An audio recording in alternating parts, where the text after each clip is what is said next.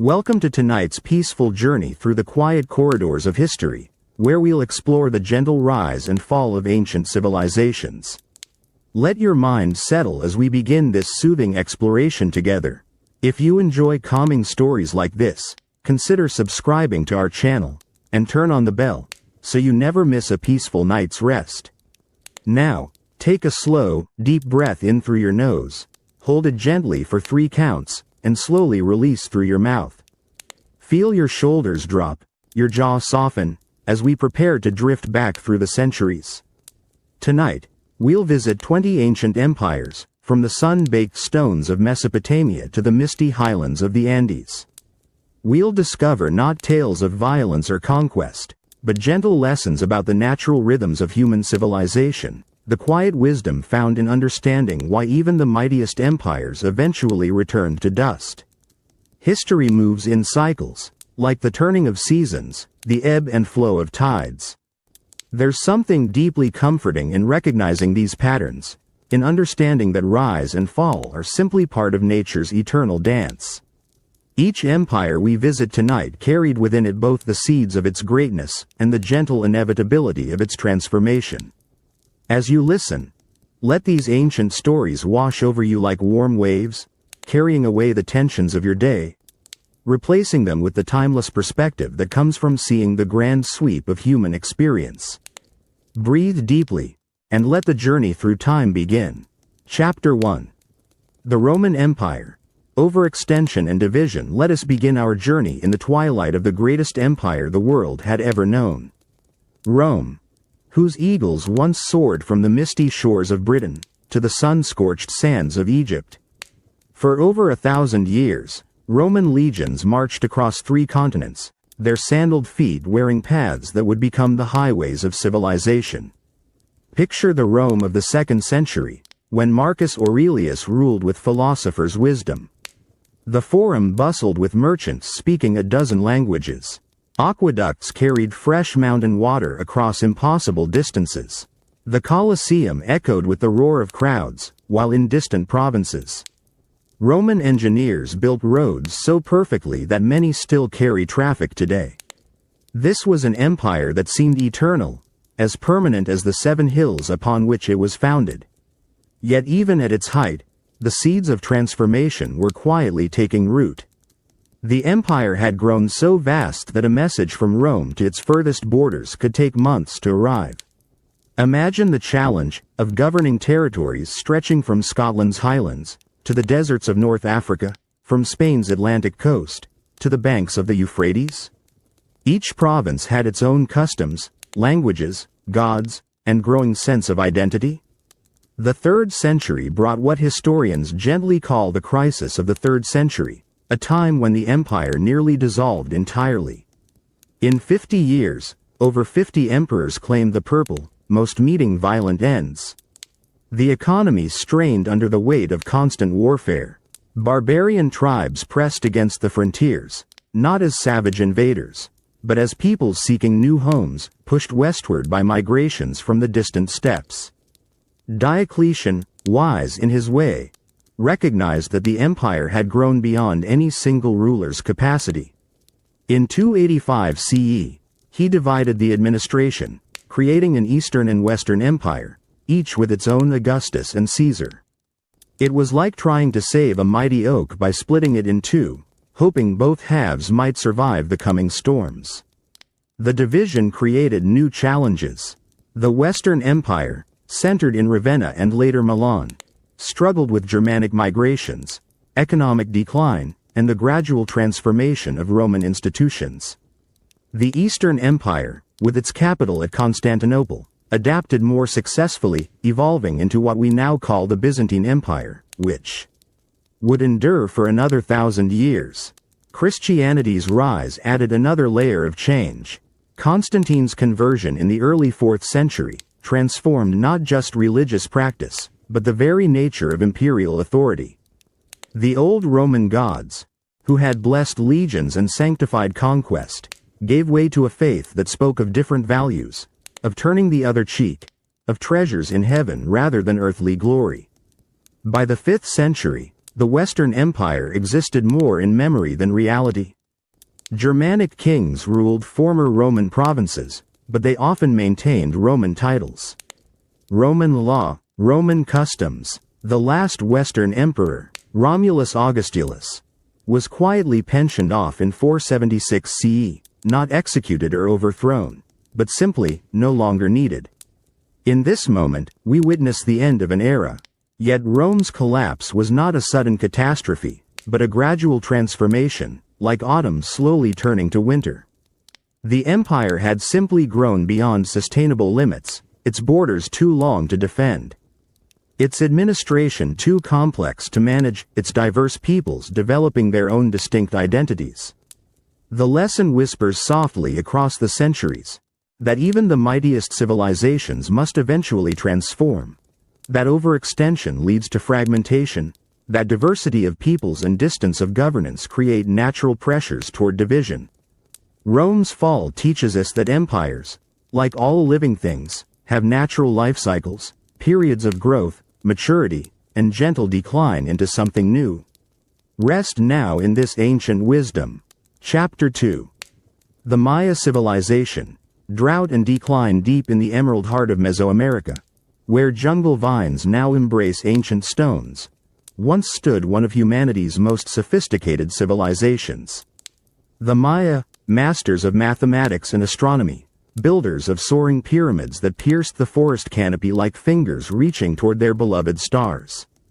Picture the final days of a great civilization, around 900 CE, when the last scribes carved their intricate glyphs into limestone monuments. The great cities of Tikal, Palenque, and Copan, which had thrived for over a millennium, began their slow surrender to the encroaching wilderness. Yet this was not a sudden catastrophe, but a gradual fading, like the last light of dusk settling over the rainforest. For centuries, Maya astronomers had tracked celestial cycles with breathtaking precision. Their calendar was more accurate than the one used in Europe. They understood the concept of zero before it reached the Mediterranean. In their stepped pyramids, priest-kings performed ceremonies that connected earthly life to cosmic rhythms, while farmers in the surrounding countryside developed ingenious methods to coax abundance from tropical soils. The Maya had transformed an unlikely landscape into a thriving heartland. The Yucatan Peninsula, with its thin soils and unpredictable rainfall, supported millions of people through sophisticated water management. They carved elaborate cisterns called choltons into bedrock, built raised fields in swampy areas, and created complex canal systems that captured every precious drop of seasonal rain. But the 9th century brought changes that would test every adaptation. Tree ring data and lake sediment cores tell us of a prolonged drought, the most severe in over a millennium. Year after year, the seasonal rains failed to arrive with their usual abundance. The elaborate water systems, so carefully maintained for generations, could no longer sustain the dense populations that had grown dependent upon them. As water became scarce, the delicate balance of Maya society began to shift. Competition intensified between city-states. Archaeological evidence shows increased warfare during this period, not the ritualized conflicts of earlier times, but desperate struggles for dwindling resources. Trade networks, which had carried jade and obsidian across vast distances, began to fragment as communities turned inward. The sophisticated agricultural systems that had fed millions required constant maintenance. Terraces needed repair after each storm season. Canals demanded regular clearing. Water reservoirs required careful management. As populations declined and social structures weakened, these complex systems gradually fell into disrepair. The jungle, patient and persistent, began its slow reclamation. Yet the Maya did not simply vanish. Many communities adapted by dispersing, returning to smaller settlements that could survive on simpler farming methods. Others migrated to areas with more reliable water sources. The great ceremonial centers were abandoned, but Maya culture continued in countless villages throughout the region. Their descendants still speak Maya languages today, still plant corn using ancient techniques, still remember stories passed down through generations. The collapse reveals a profound truth about human civilization, that even the most ingenious adaptations have limits. The Maya had created a remarkable society in a challenging environment, but when climate shifted beyond their system's capacity to adapt, transformation became inevitable. Their story whispers of the delicate relationship between human ambition and natural cycles, of how civilizations must remain flexible to survive. Climate change, resource depletion, social complexity outgrowing sustainable foundations, these patterns echo across history, reminding us that adaptation and resilience matter more than size or sophistication. The Maya's legacy lies not in their monuments alone, but in their deep understanding of natural cycles, their respect for the rhythms of earth and sky. Let understanding settle over you softly. Chapter 3. Ancient Egypt, Invasion and Internal Strife along the life-giving waters of the Nile, where golden sands stretch endlessly toward distant horizons. Once flourished a civilization that seemed as eternal as the river itself. Ancient Egypt, land of pharaohs and pyramids, of wisdom carved in hieroglyphs, endured for over 3,000 years, longer than any other unified state in human history. Step into the twilight of empire, around 1070 BCE, when the New Kingdom, Egypt's last period of true greatness, began its slow transformation. The mighty pharaohs who had once commanded respect from Nubia to the Euphrates, now struggled to maintain control over their own sacred valley. The golden age that had produced Tutankhamun, Ramesses the Great, and the magnificent temples of Karnak, was gently fading like sunset over the western desert. For millennia, Egypt's strength had flowed from the Nile's predictable rhythms. Each summer, floods deposited rich silt across the valley floor, creating the most fertile agricultural land in the ancient world. This natural abundance supported a stable society, where pharaohs ruled as living gods, priests maintained cosmic order through elaborate rituals, and skilled artisans created works of breathtaking beauty that still inspire wonder today.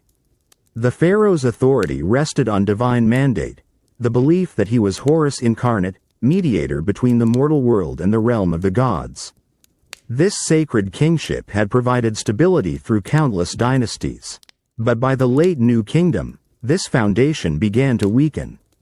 Religious authority shifted increasingly to the powerful priests of Amun at Thebes, who controlled vast temple estates and challenged royal prerogatives. Internal divisions created vulnerabilities that external enemies were quick to exploit. The Sea Peoples, mysterious maritime raiders from the eastern Mediterranean, launched devastating attacks along Egypt's delta coastline. These weren't simple barbarian raids, but coordinated invasions by displaced populations seeking new homes.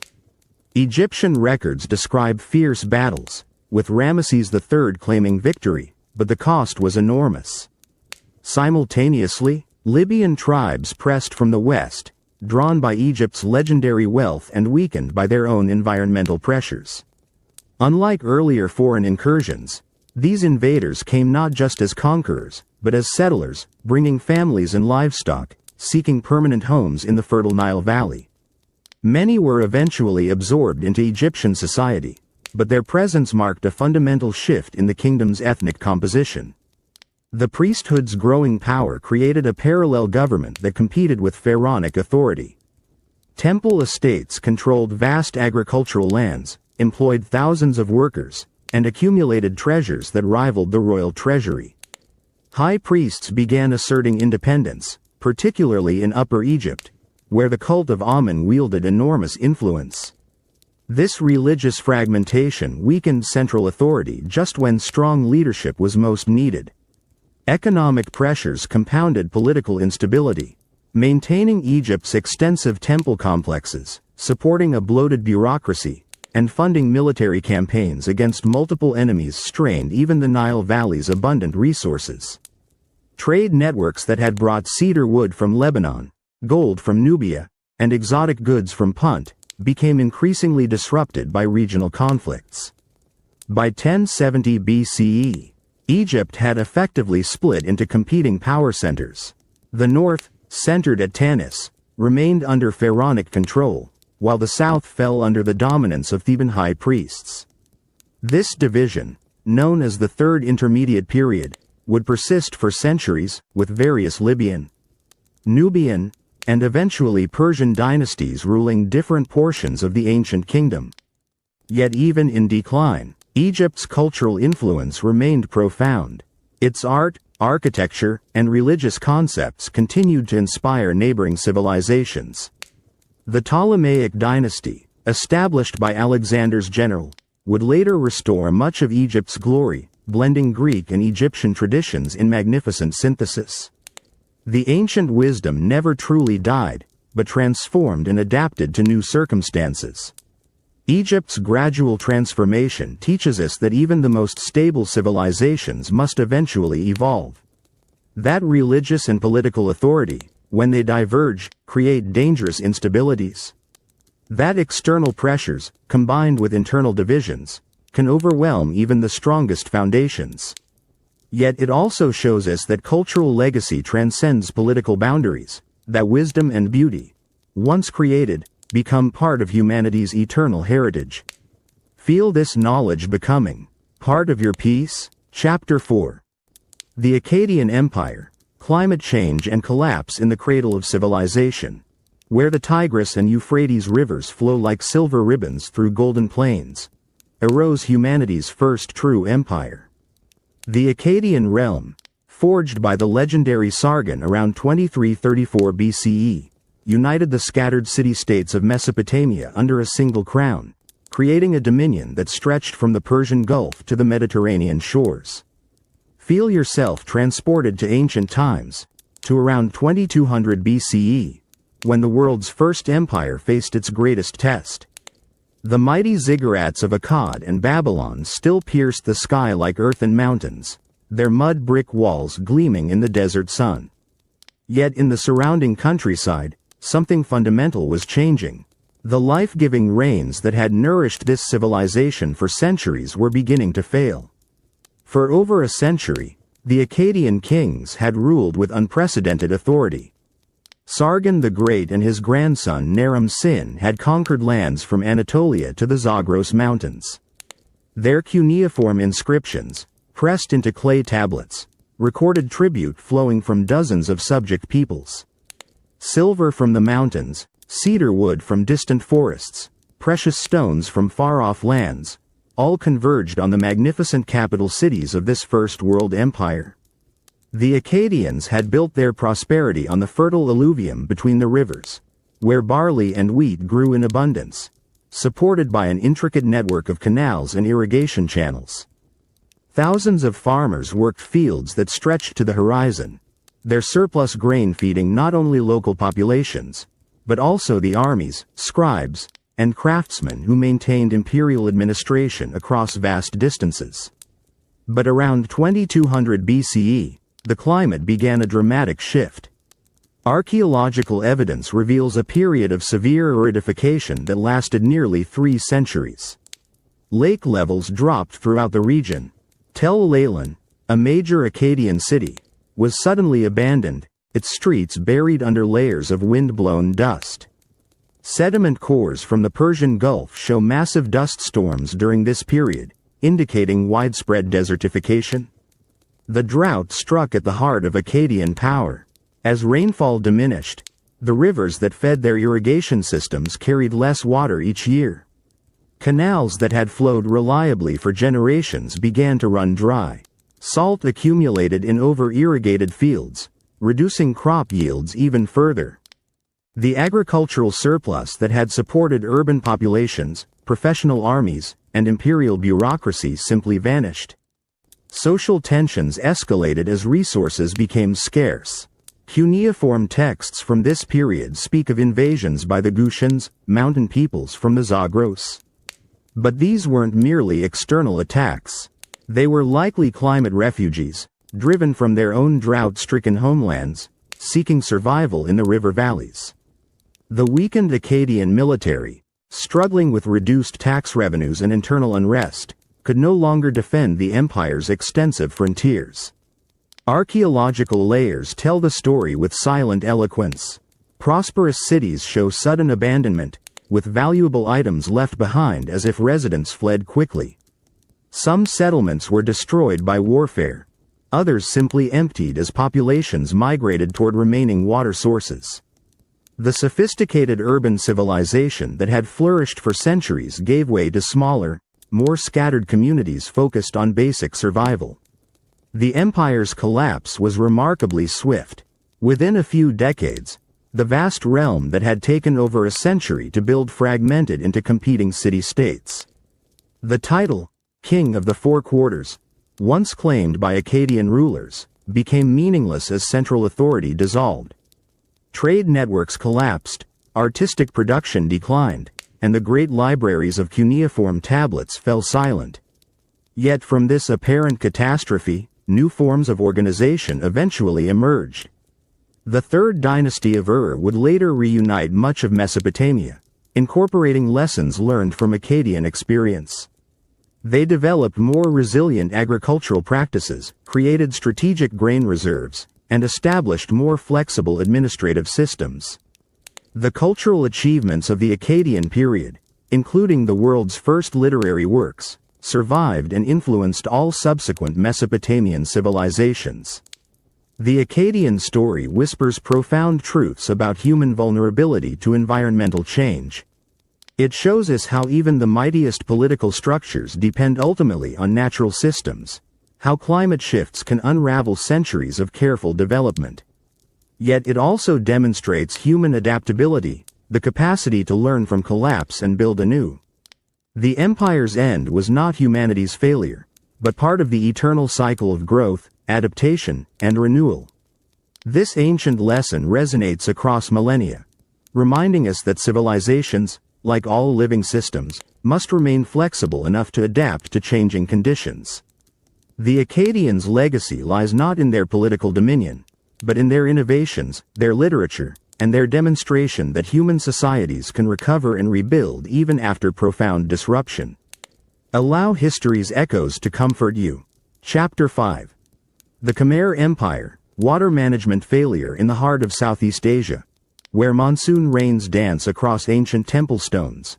Once stood the magnificent Khmer realm, centered at Angkor, a city larger than any in medieval Europe. For 6 centuries, from 802 to 1431 CE, this powerful kingdom dominated the region, creating architectural wonders that still inspire awe today. Let us journey to a fading world, around 1400 CE, when the last great kings of Angkor struggled to maintain their ancestors' legacy. The temple complex of Angkor Wat, built as a representation of Mount Meru, the center of the Hindu cosmos, still gleamed with gold and precious stones. Yet beneath this surface grandeur, the very foundations of Khmer civilization were quietly crumbling. The Khmer had achieved greatness through mastery of water. In a land where monsoons brought either devastating floods or punishing droughts, they created the world's most sophisticated hydraulic civilization. Vast reservoirs called barrays, some stretching for miles, captured precious rainwater during the wet season. An intricate network of canals, dikes, and channels distributed this stored water across thousands of rice paddies during dry months. This water management system supported over 1 million people in the Angkor region alone. The surplus rice fed not only farmers, but also the thousands of priests, artisans, and laborers who built and maintained the temple complexes.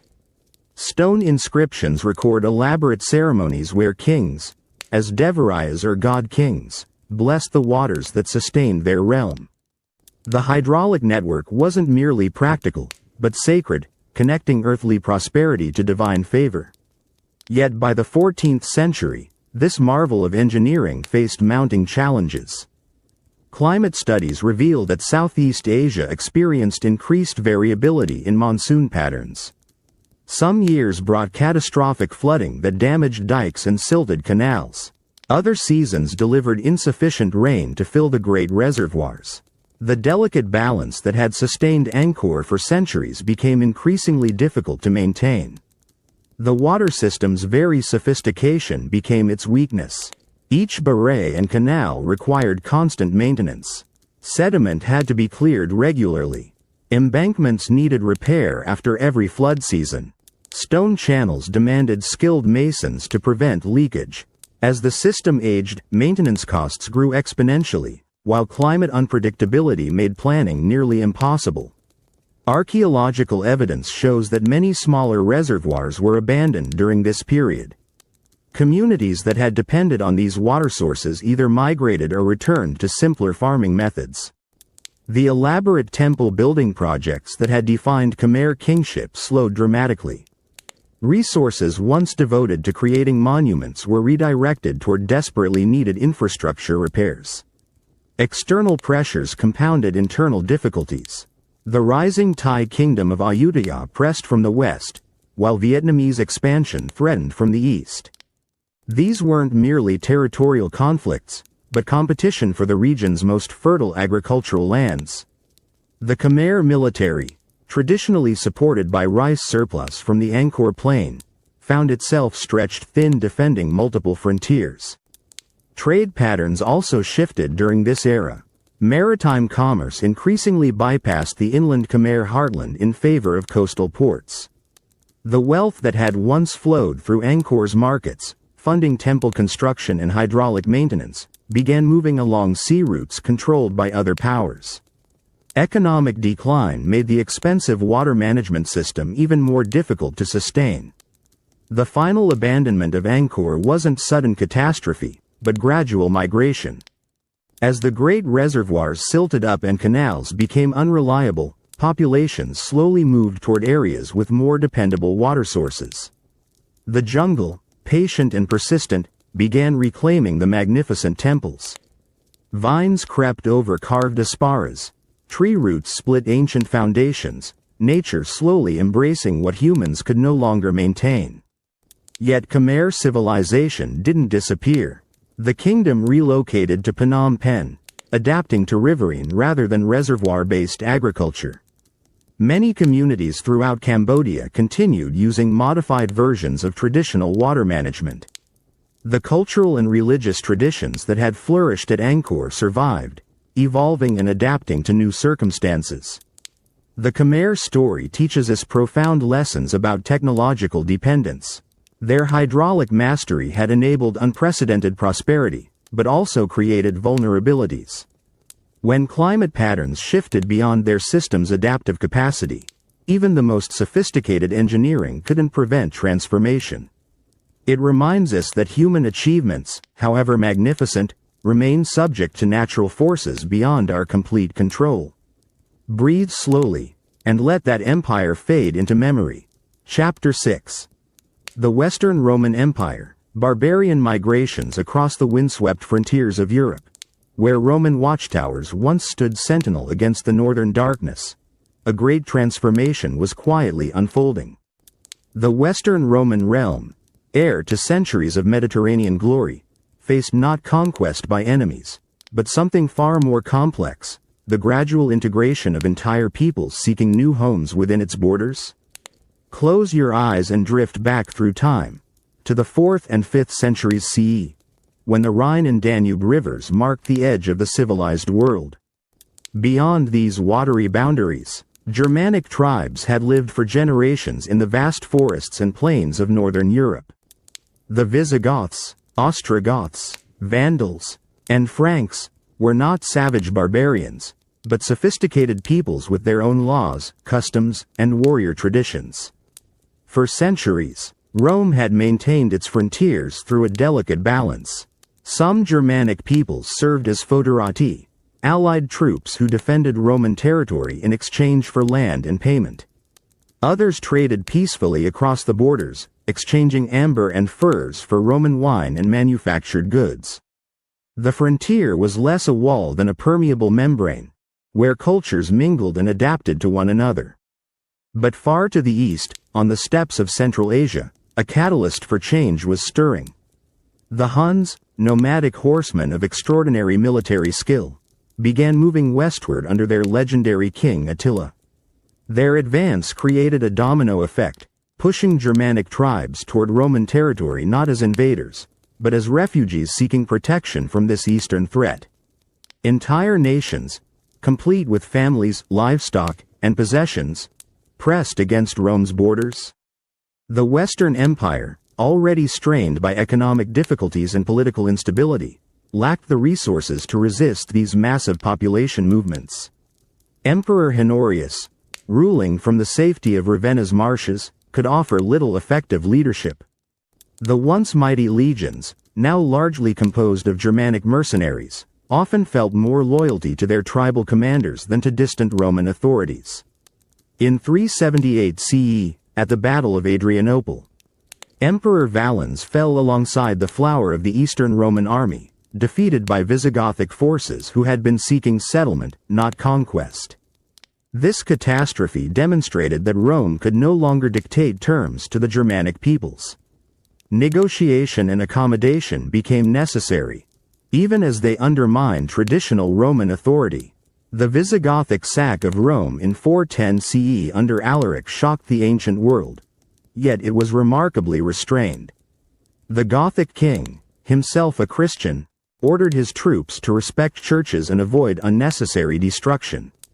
This wasn't the savage pillaging of barbarian raiders, but a political statement by a people demanding recognition and territory within the Roman system. Gradually, Germanic kingdoms established themselves within former Roman provinces. The Visigoths settled in southern Gaul and Spain. The Vandals crossed into North Africa. The Ostrogoths eventually ruled Italy itself. These new rulers often maintained Roman administrative practices, continued using Roman law, and preserved much of classical culture. The transformation was more evolution than revolution. The deposition of Romulus Augustulus in 476 CE, traditionally marked as the fall of the Western Empire, was almost anticlimactic. The Germanic chieftain Odoacer simply informed Constantinople that a Western emperor was no longer necessary. He would rule Italy as the Eastern Emperor's representative. The last emperor, ironically named for Rome's founder and first emperor, was pensioned off quietly, ending over 1,000 years of Roman rule in the West. Yet Roman civilization didn't disappear. The Catholic Church preserved Latin learning and Roman administrative traditions. Germanic kings adopted Roman titles and customs. The legal system, architectural styles, and urban culture continued in modified forms. What we call the fall of Rome was really a gradual blending of Roman and Germanic elements, creating the foundation for medieval European civilization. This transformation teaches us that civilizations rarely end through dramatic conquest. More often, they evolve through gradual integration with new peoples and ideas. The Western Roman experience shows how migration, rather than invasion, can reshape entire regions, how established powers must adapt to demographic changes or risk being overwhelmed by them.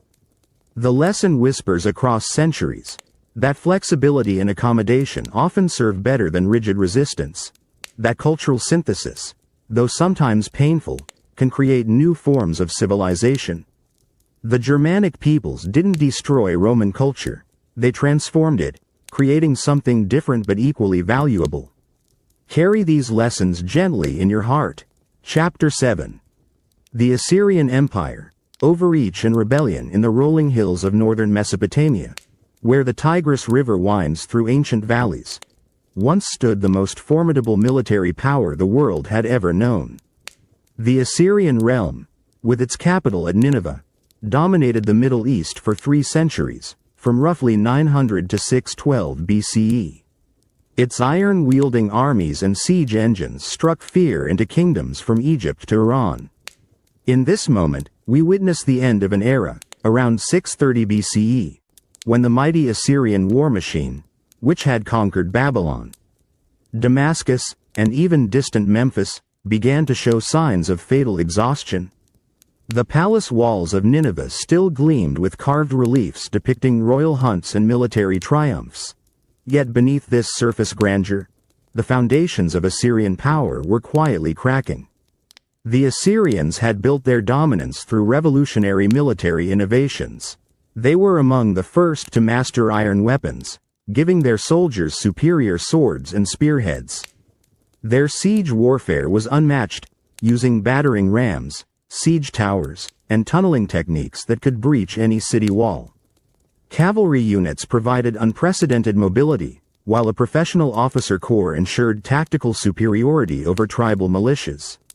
Yet their very success created insurmountable challenges. Each conquest expanded the realm's borders, requiring more garrisons, more administrators, more resources to maintain control. The Assyrian heartland, centered around modern-day northern Iraq, was Relata. Very small and sparsely populated, unable to provide sufficient manpower for such vast territories, the kings increasingly relied on foreign mercenaries and subject peoples for their armies. Assyrian rule was deliberately harsh, designed to prevent rebellion through terror. Conquered cities faced brutal treatment, their populations often deported to distant provinces, their temples destroyed, their local customs suppressed. Stone reliefs from Assyrian palaces depict graphic scenes of punishment: flayed captives, impaled rebels, entire populations marched into exile. This calculated cruelty maintained order, but also ensured that subject peoples harbored deep resentment. The administrative burden of governing such diverse territories proved overwhelming. Assyrian governors struggled to collect tribute from dozens of different peoples, each with their own languages, customs, and grievances. Communication across the vast realm was slow and unreliable. Rebellions in distant provinces often gained momentum before central authorities could respond effectively. The constant need to suppress uprisings drained both treasury and military resources. By the 7th century, Assyrian kings faced simultaneous challenges on multiple fronts. The Babylonians, led by the capable Nabopolassar, had established independence and begun expanding their own influence. In the east, the Medes were uniting the Iranian plateau under strong leadership. Egypt, though previously conquered, remained restive and ready to support any anti-Assyrian coalition. The reign of Ashurbanipal, though culturally brilliant, marked the beginning of terminal decline. His magnificent library at Nineveh, containing thousands of cuneiform tablets, represented the pinnacle of Mesopotamian learning. Yet his long wars against Babylon and Elam exhausted the realm's resources. Civil war between Ashurbanipal and his brother further weakened central authority. The professional military that had been Assyria's greatest strength began to fragment. The final collapse came with stunning swiftness. In 626 BCE, Babylon declared independence under Nabopolassar, who allied with the Median king Cyaxares. Together, these former subjects besieged Nineveh itself. The great city, which had withstood countless attacks, fell in 612 BCE after a 3-month siege. Archaeological evidence shows violent destruction, with palace walls collapsed and treasures scattered. The last Assyrian king, Ashur-uballit II, retreated to Haran, where he maintained a shadow government for a few more years. But the realm that had dominated the ancient world for centuries effectively vanished within a generation. Its subject peoples, rather than mourning their former masters, celebrated their liberation. The Babylonian Chronicle records the fall of Nineveh with satisfaction, noting that the city's destruction was complete. Yet Assyrian contributions to civilization endured long after their political power ended. Their administrative innovations, including the use of Aramaic as a diplomatic language, influenced all subsequent Middle Eastern empires. Their military techniques were adopted by successors. Their artistic achievements, particularly in sculpture and architecture, set standards that persisted for centuries. The Assyrian story reveals timeless truths about imperial overextension. Their military excellence enabled rapid conquest, but governing diverse peoples across vast distances required different skills. Harsh rule might suppress immediate rebellion, but it also ensured that subjects would eagerly support any credible alternative. The realm's collapse teaches us that sustainable power requires not just strength, but also legitimacy and administrative wisdom. Rest now in this ancient wisdom. Chapter 8. Easter Island. Resource depletion in the vast expanse of the Pacific Ocean, where endless blue waters stretch beyond every horizon. stands a small volcanic island that holds one of history's most poignant lessons. Easter Island, or Rapa Nui as its people called it, became home to a remarkable civilization that flourished in complete isolation, yet ultimately faced the consequences of living beyond their environment's limits. Picture the final days of a great civilization, around 1600 CE, when the last giant moai statues were being carved from the volcanic slopes of Rano Raraku. These magnificent stone guardians, some weighing over 80 tons, gazed eternally across an island that was slowly transforming. The lush palm forests that had once covered the landscape were disappearing, leaving behind grasslands and exposed soil. The Polynesian settlers who first reached this remote island around 1200 CE had found a paradise. Towering palm trees, some reaching heights of 80 feet, created dense forests teeming with seabirds. The volcanic soil was rich and fertile, perfect for growing sweet potatoes, taro, and other crops they had brought from their homeland. Offshore waters provided abundant fish, while the island's isolation protected them from warfare and disease. For centuries, the Rapa Nui people thrived in this island sanctuary. They developed a unique culture centered around ancestor worship, expressed through the creation of nearly 1,000 moai statues. These weren't merely artistic achievements, but sacred monuments representing deceased chiefs who continued to watch over their descendants. The island was divided among competing clans, each striving to create ever more impressive statues to honor their ancestors. The moai construction required enormous resources.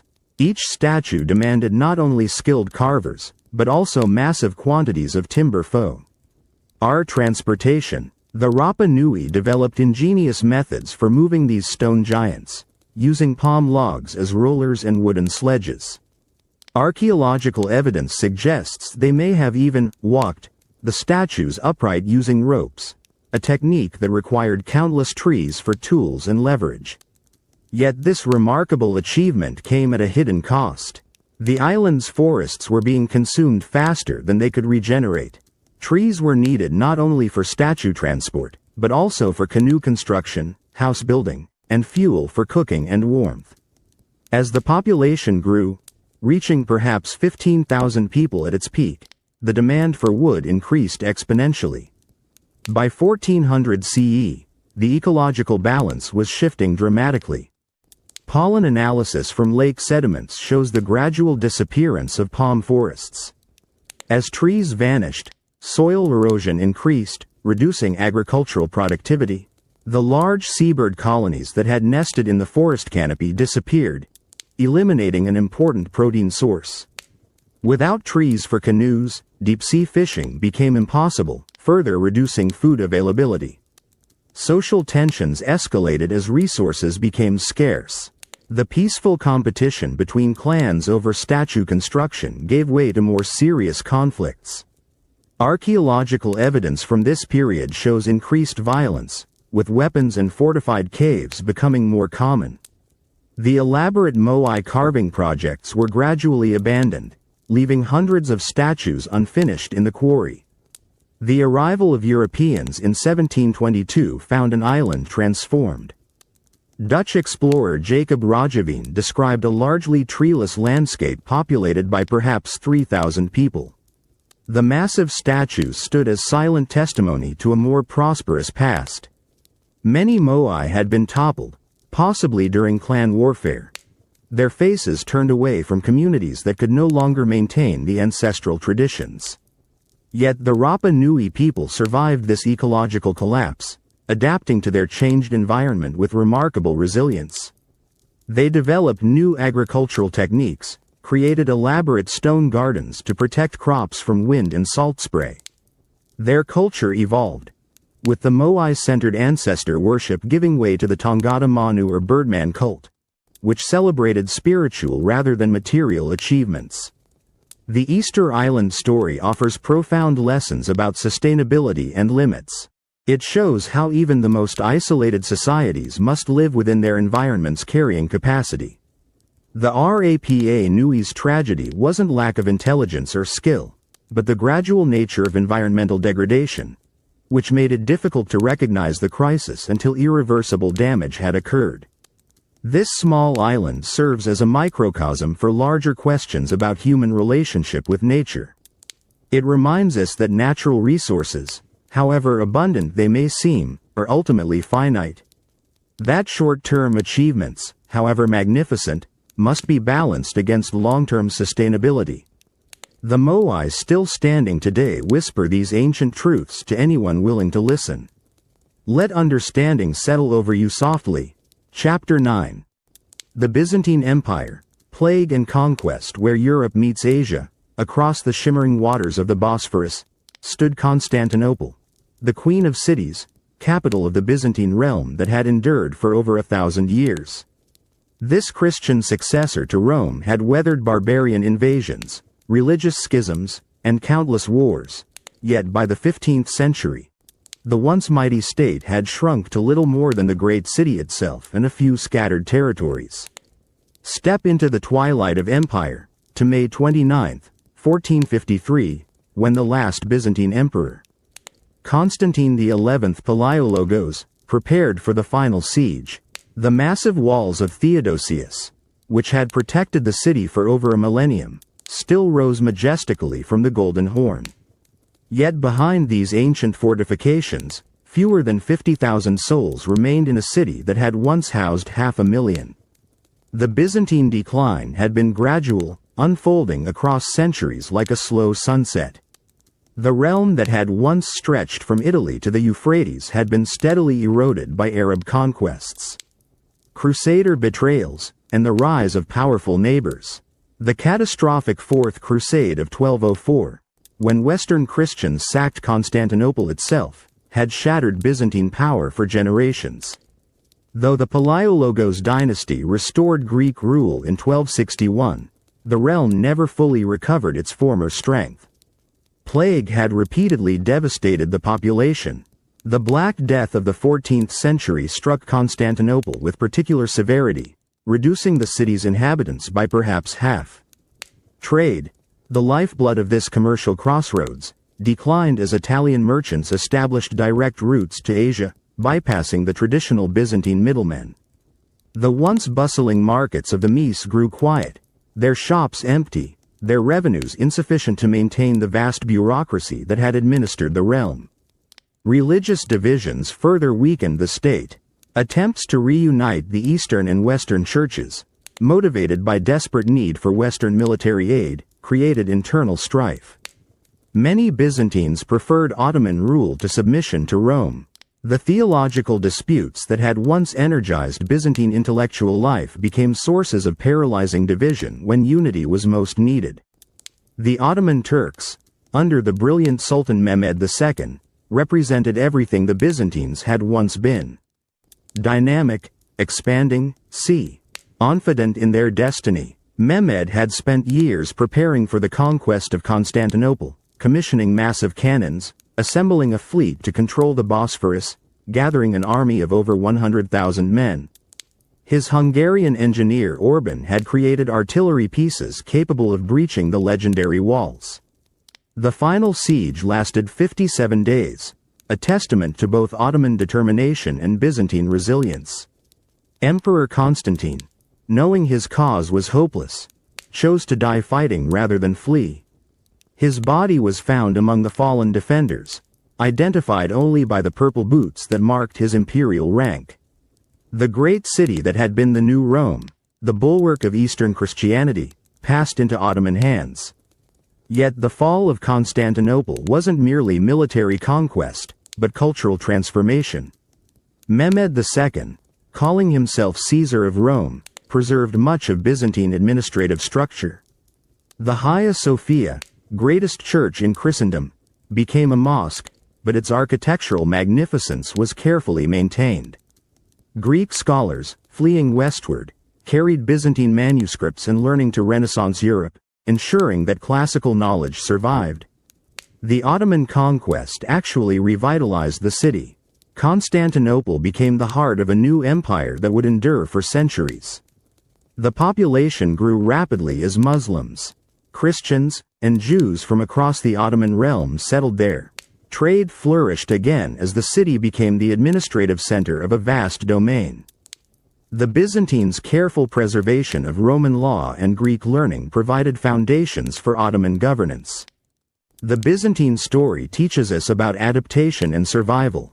Though their political independence ended, Byzantine culture lived on in countless ways. The Orthodox Church continued under Ottoman protection. Greek communities throughout the former empire maintained their traditions. The legal and administrative systems developed over centuries influenced Ottoman governance. What appeared to be an ending was also a transformation. This ancient realm's experience reminds us that civilizations rarely disappear completely. They evolve, merge with others, contribute their wisdom to new forms of organization. The Byzantines' thousand-year preservation of classical learning, their development of Christian theology, their artistic achievements, all became part of humanity's shared heritage. Their legacy transcended political boundaries. The lesson whispers across centuries that cultural continuity often matters more than political survival, that knowledge and wisdom, once created, find ways to persist even when the societies that produced them fade. The last Byzantine emperor died defending his city's walls, but the civilization he represented lived on in countless forms. Feel this knowledge becoming part of your peace. Chapter 10. The Indus Valley Civilization. River changes in the fertile plains of the northwestern subcontinent, where the mighty Indus River once flowed in different channels, flourished one of humanity's earliest and most enigmatic civilizations. The Harappan culture, as archaeologists call it, created sophisticated cities like Harappa and Mohenjo-Daro around 2600 BCE.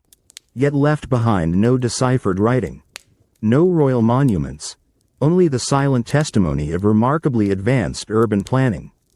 Feel yourself transported to ancient times, to around 1900 BCE, when this mysterious civilization began its gradual transformation. The great cities that had thrived for 7 centuries still bustled with activity.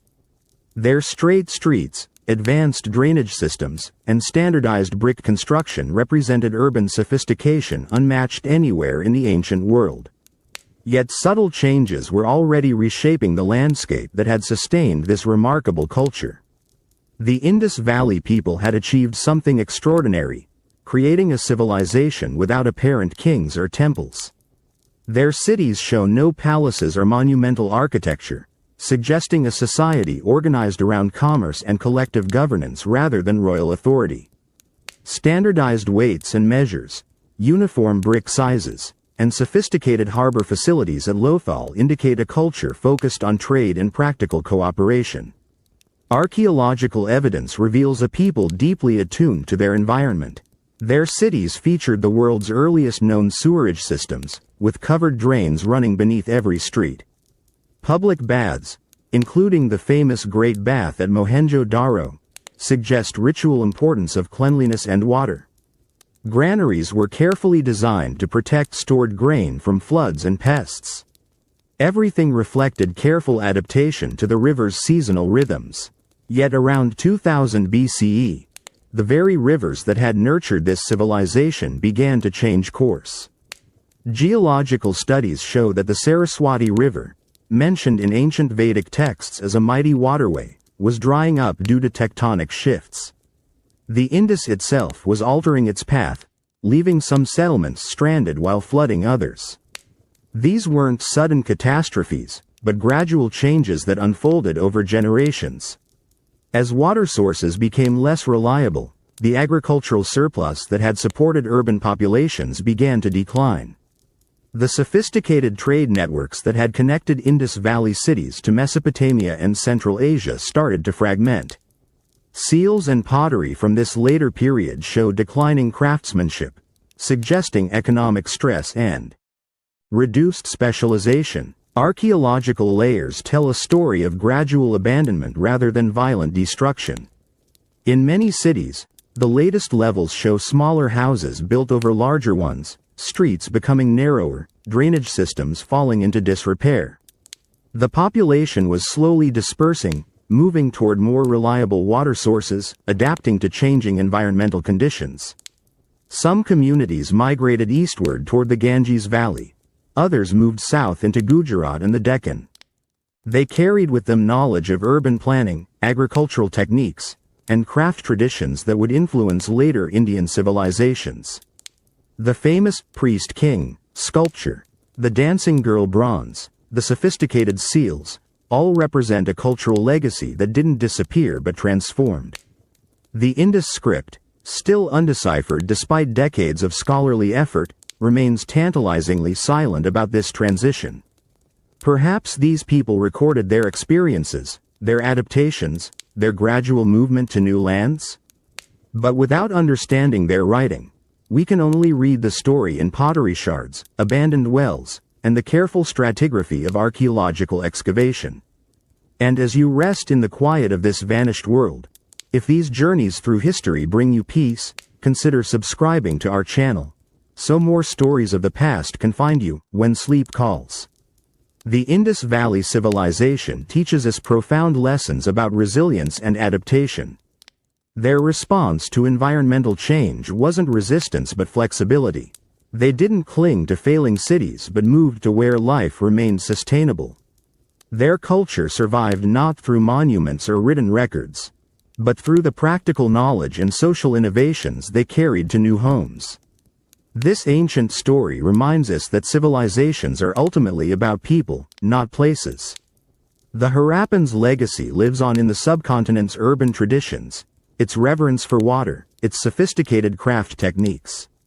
What seemed like an ending was really a transformation, a gentle dispersal that enriched the broader tapestry of human culture.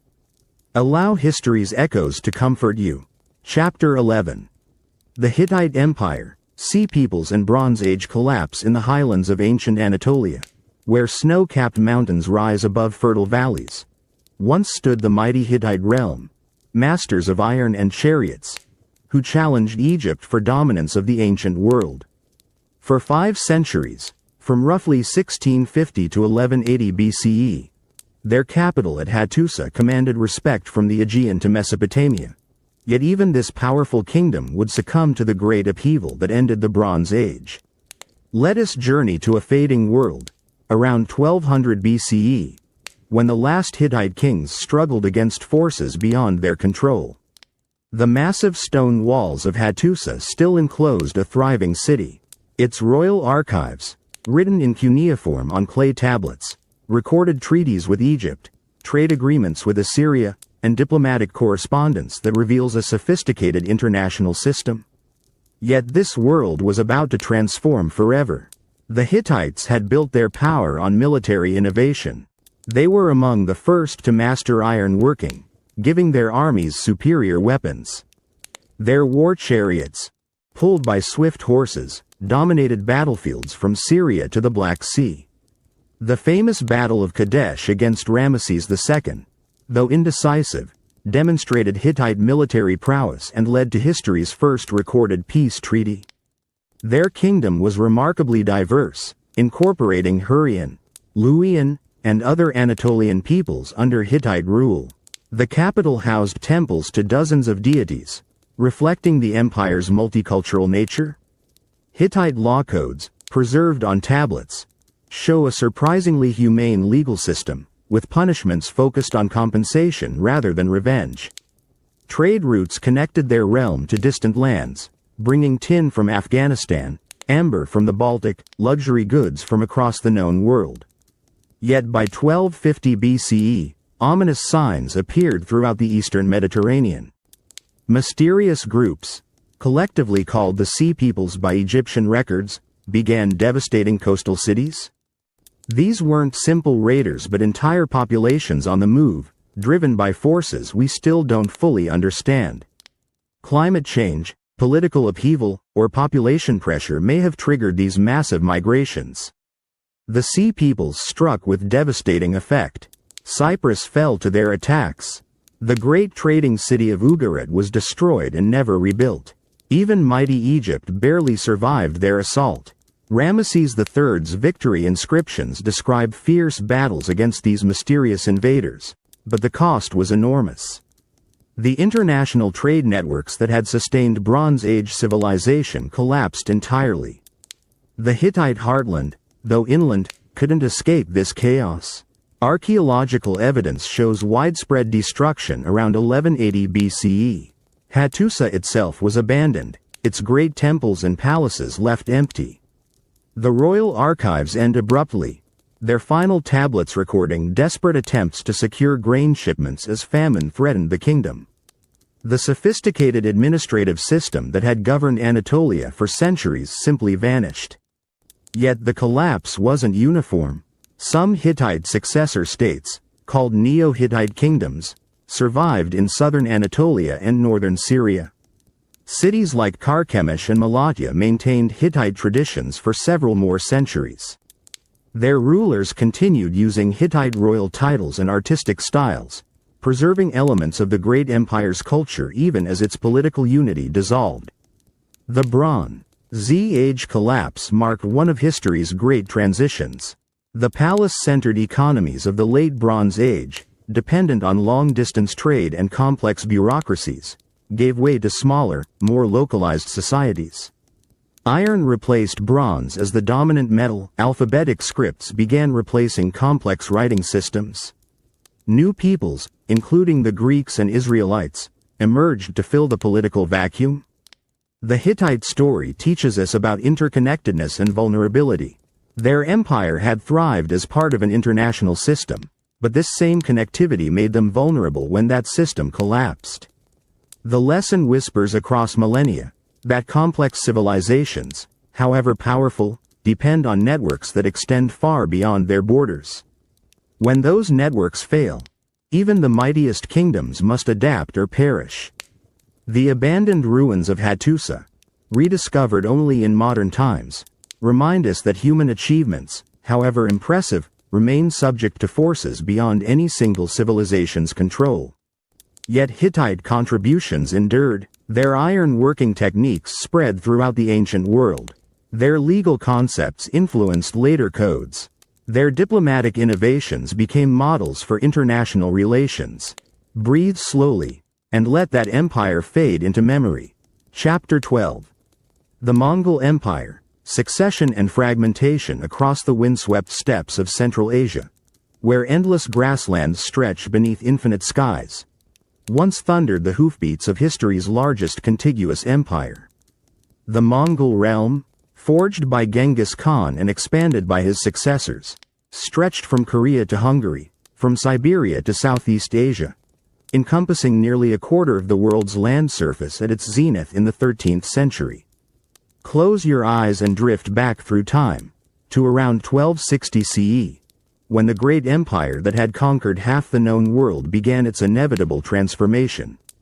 The Mongol armies that had swept across continents like unstoppable storms were settling into the lands they had conquered.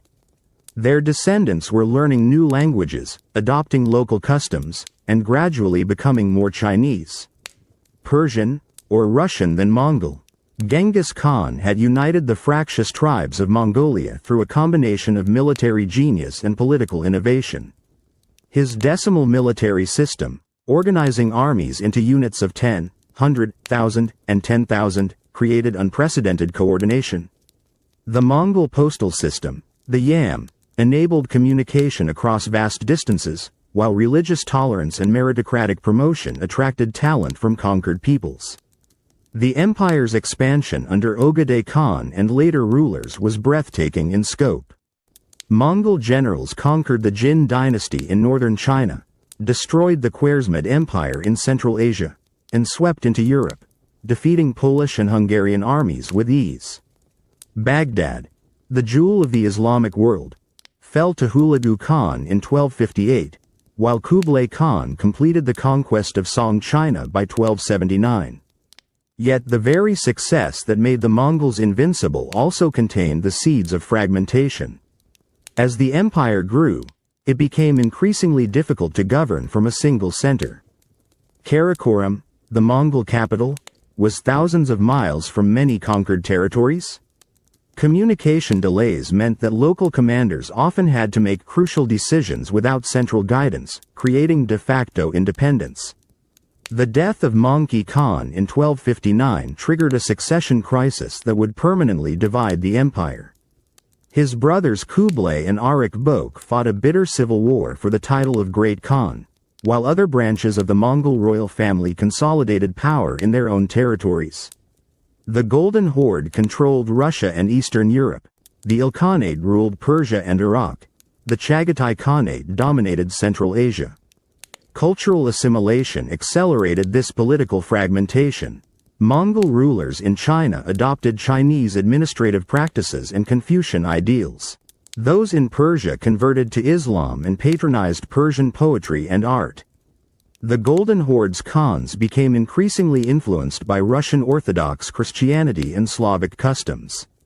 Each Khanate developed its own identity, distinct from the original Mongol traditions. The nomadic lifestyle that had made the Mongols such formidable conquerors became a liability in governing settled populations. Mongol leaders faced a choice: maintain their traditional ways and remain outsiders in their own territories, or adapt to local customs and risk losing their Mongol identity. Most chose adaptation, gradually becoming absorbed into the civilizations they had conquered. By 1300, the unified Mongol Empire existed only in memory. The Yuan dynasty in China, though founded by Kublai Khan, was essentially Chinese in character. The Ilkhanate had become a Persian kingdom. The Golden Horde ruled as a Turkic-Mongol hybrid state. Only in Mongolia itself did traditional nomadic culture persist, and even there, Chinese and Tibetan influences were growing stronger. The empire's fragmentation wasn't a failure but a natural evolution. The Mongols had created something unprecedented, a truly global empire that connected East and West. Their trade networks, the Pax Mongolica, facilitated unprecedented cultural and technological exchange. Gunpowder, printing, and navigational techniques spread along Mongol trade routes, transforming civilizations across Eurasia. The Mongol legacy transcended political boundaries. Their postal systems influenced later communication networks. Their religious tolerance became a model for diverse empires. Their promotion of trade and cultural exchange helped create the first truly global economy. The genetic and cultural mixing that occurred under Mongol rule enriched societies from Russia to Southeast Asia. The great empire's transformation teaches us about the cycles of conquest and assimilation, that military success, however spectacular, must eventually give way to the patient work of governance. The Mongols discovered what Romans and others had learned, that ruling diverse peoples requires adaptation and compromise. Their story reminds us that empires, like rivers, naturally seek multiple channels when they grow too large for a single course. Carry these lessons gently in your heart. Chapter 13. The Inca Empire, disease and Spanish conquest. High in the Andes Mountains, where ancient peaks pierce the clouds and terraced fields cascade down impossible slopes, once flourished the mighty Inca realm. Tawantinsuyu, the land of four quarters. This remarkable civilization, built without wheels or written language, had united millions of people across western South America through ingenious administration and breathtaking engineering. In this moment, we witness the end of an era, around 1532 CE, when the last independent Inca rulers faced challenges unlike any their ancestors had encountered. The great capital of Cusco, navel of the world, still gleamed with gold-covered temples and precisely fitted stone walls. Yet invisible forces were already transforming the Andean world in ways no amount of organizational skill could prevent. The Inca had achieved something extraordinary, creating the largest empire in pre-Columbian America through peaceful integration rather than brutal conquest. Their administrative genius was unmatched. A complex system of knotted strings called quipu recorded everything from census data to tax obligations. The Mida labor system mobilized workers for massive public projects, while the Ailu kinship networks provided social stability across diverse mountain communities. Their engineering marvels still inspire wonder today. The road system, stretching over 25,000 miles, connected coastal deserts to highland valleys through tunnels, bridges, and stone stairways that defied gravity. Machu Picchu, the cloud-wrapped citadel, demonstrates their mastery of mountain construction, while agricultural terraces at Moray show sophisticated understanding of microclimates and crop experimentation. Yet the Inca realm's very strengths became vulnerabilities when confronted with unprecedented challenges. The highly centralized government, so effective at coordinating vast territories, depended entirely on the divine authority of the Sapa Inca. When smallpox, arriving ahead of European explorers, killed the Emperor Huayna Capac around 1527, succession disputes immediately erupted between his sons Huáscar and Atahualpa. The civil war that followed devastated the realm's unity. Brother fought brother across the Andes, dividing loyalties and exhausting resources. Traditional Inca diplomacy, based on reciprocity and kinship ties, proved inadequate for resolving this unprecedented crisis. The conflict weakened not only military strength but also the spiritual authority that held the diverse empire together. Disease proved even more catastrophic than warfare. Smallpox, typhus, and other old-world pathogens swept through populations with no immunity. Entire communities vanished, leaving terraces untended and administrative centers abandoned. Conservative estimates suggest that 90% of the indigenous population died within a century, a demographic catastrophe that dwarfed any military conquest. When Francisco Pizarro arrived with fewer than 200 men, he encountered not a unified empire but a fractured realm struggling with internal conflict and epidemic disease. The Spanish conquistadors' technological advantages, steel weapons, horses, and gunpowder, were significant, but their timing was crucial. They arrived precisely when Inca society was most vulnerable to external shock. The capture of Atahualpa at Cajamarca in 1532 demonstrated how centralized authority could become a fatal weakness.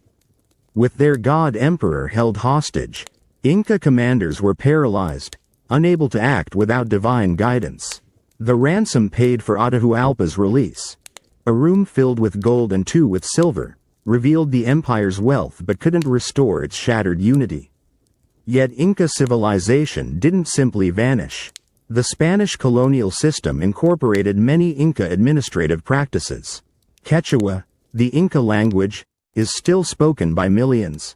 Traditional agricultural techniques continue to feed Andean communities.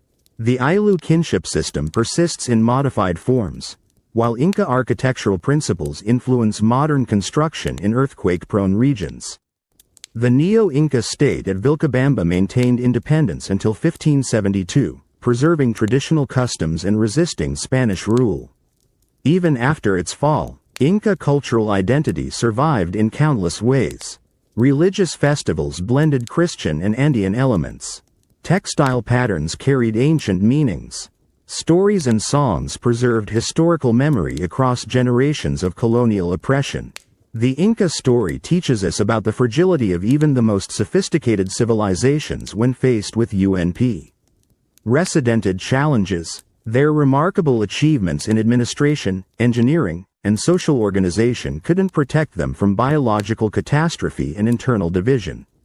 Yet it also demonstrates the resilience of human culture, which finds ways to survive and adapt even under the most difficult circumstances.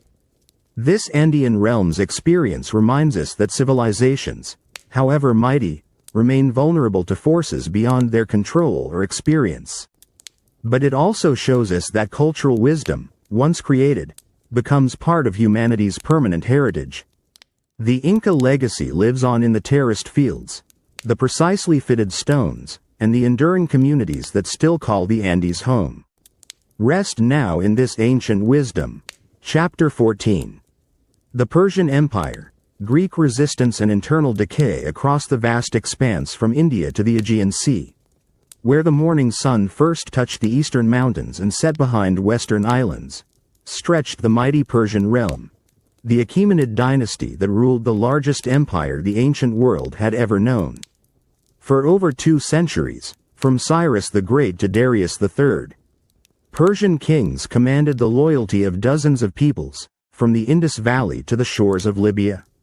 Picture the final days of a great civilization, around 330 BCE, when Alexander of Macedon pursued the last Persian king across the dusty plains of Bactria. The golden palace of Persepolis, with its magnificent reliefs showing tribute bearers from every corner of the known world, lay in ruins, its cedar beams still smoldering from the flames that had consumed the ceremonial heart of Persian power.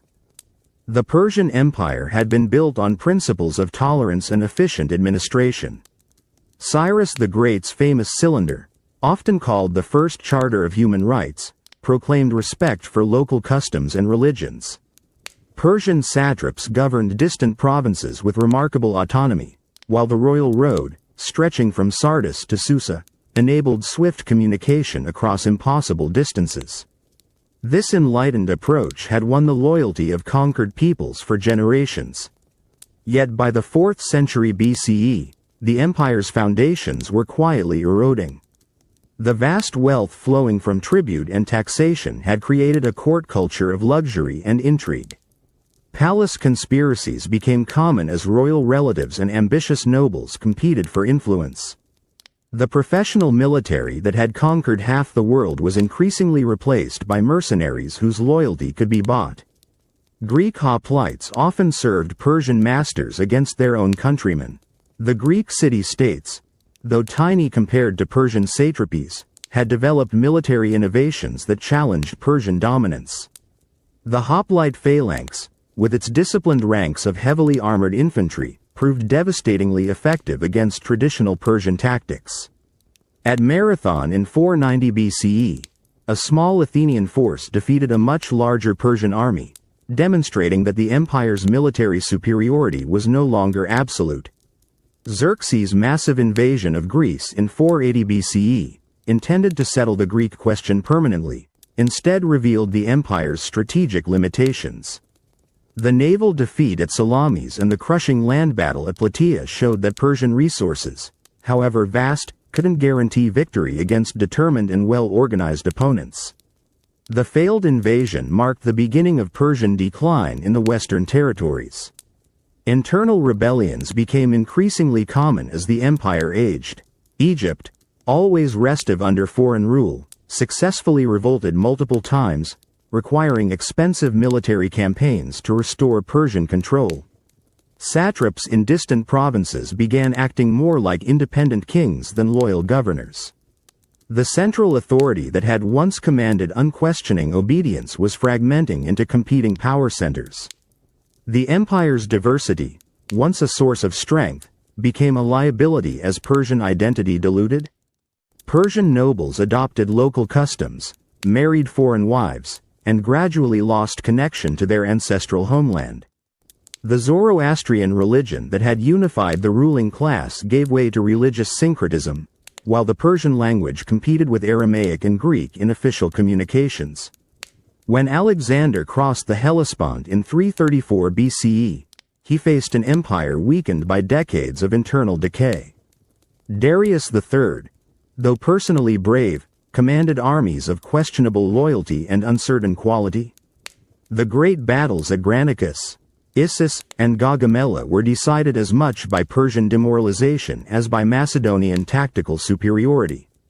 Many Persian nobles welcomed Alexander as a liberator from an increasingly dysfunctional system. Yet Persian civilization didn't disappear with Alexander's conquest.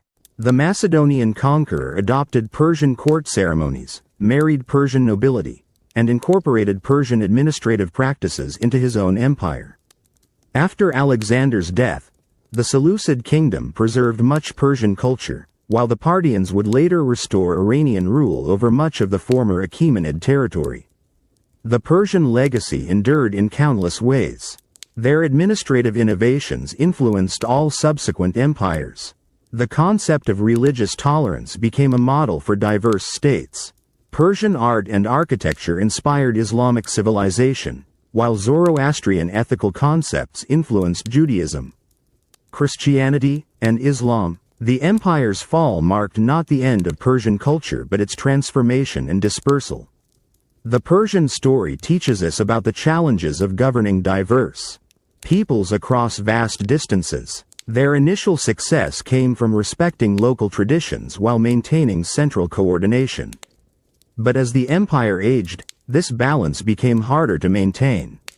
The lesson whispers across centuries that tolerance and flexibility, though essential for imperial success, must be balanced with strong central identity and purpose. Let understanding settle over you softly. Chapter 15.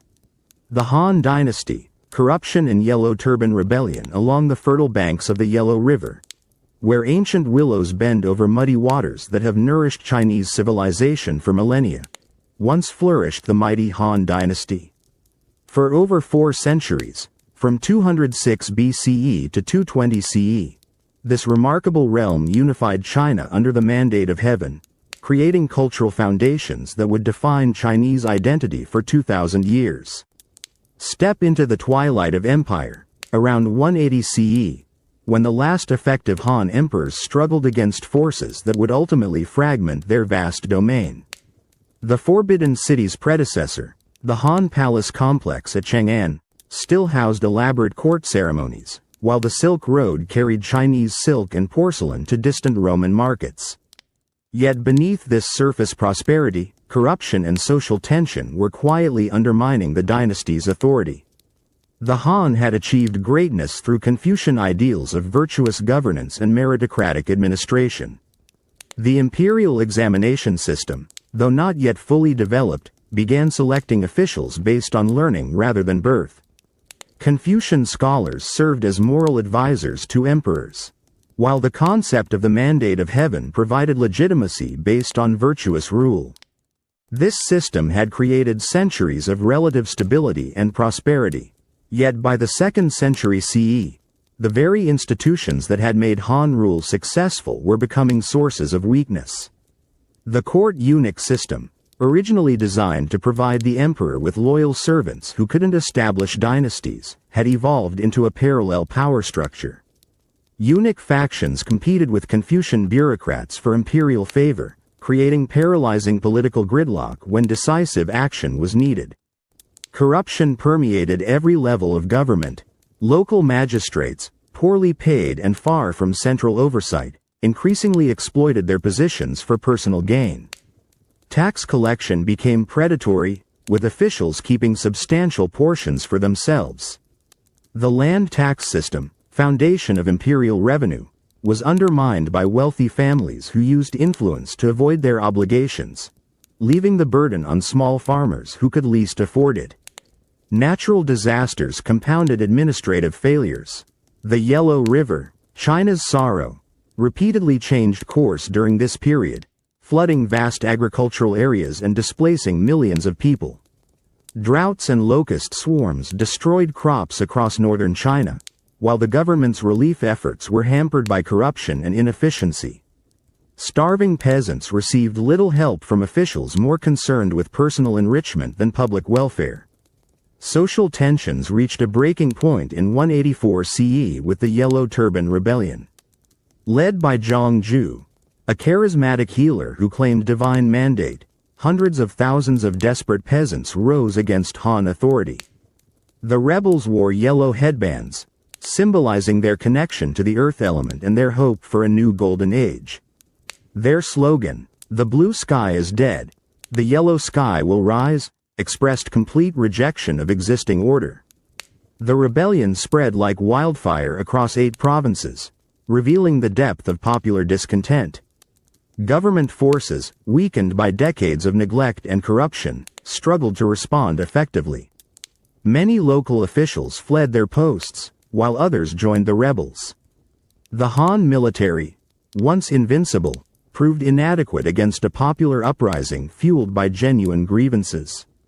Though the Yellow Turban Rebellion was eventually suppressed, it fatally weakened Han authority.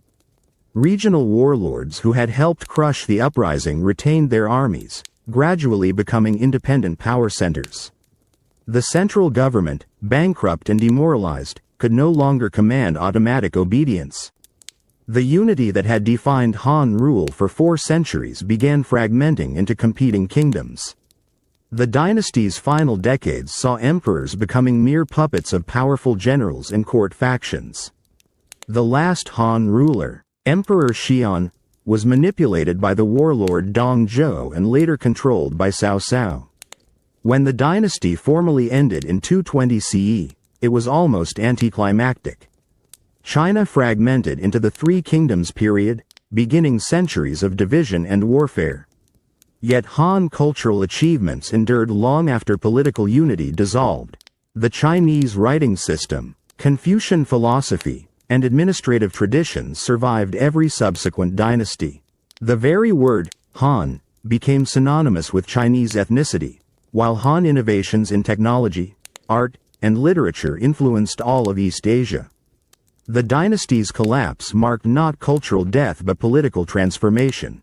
The Han story teaches timeless lessons about governance and social responsibility. Their early success came from balancing central authority with moral legitimacy. But as corruption replaced virtue, and personal gain superseded public service, the mandate of heaven passed to others. The lesson whispers across centuries that political systems, however sophisticated, depend ultimately on the character of those who operate them. Feel this knowledge becoming part of your peace. Chapter 16.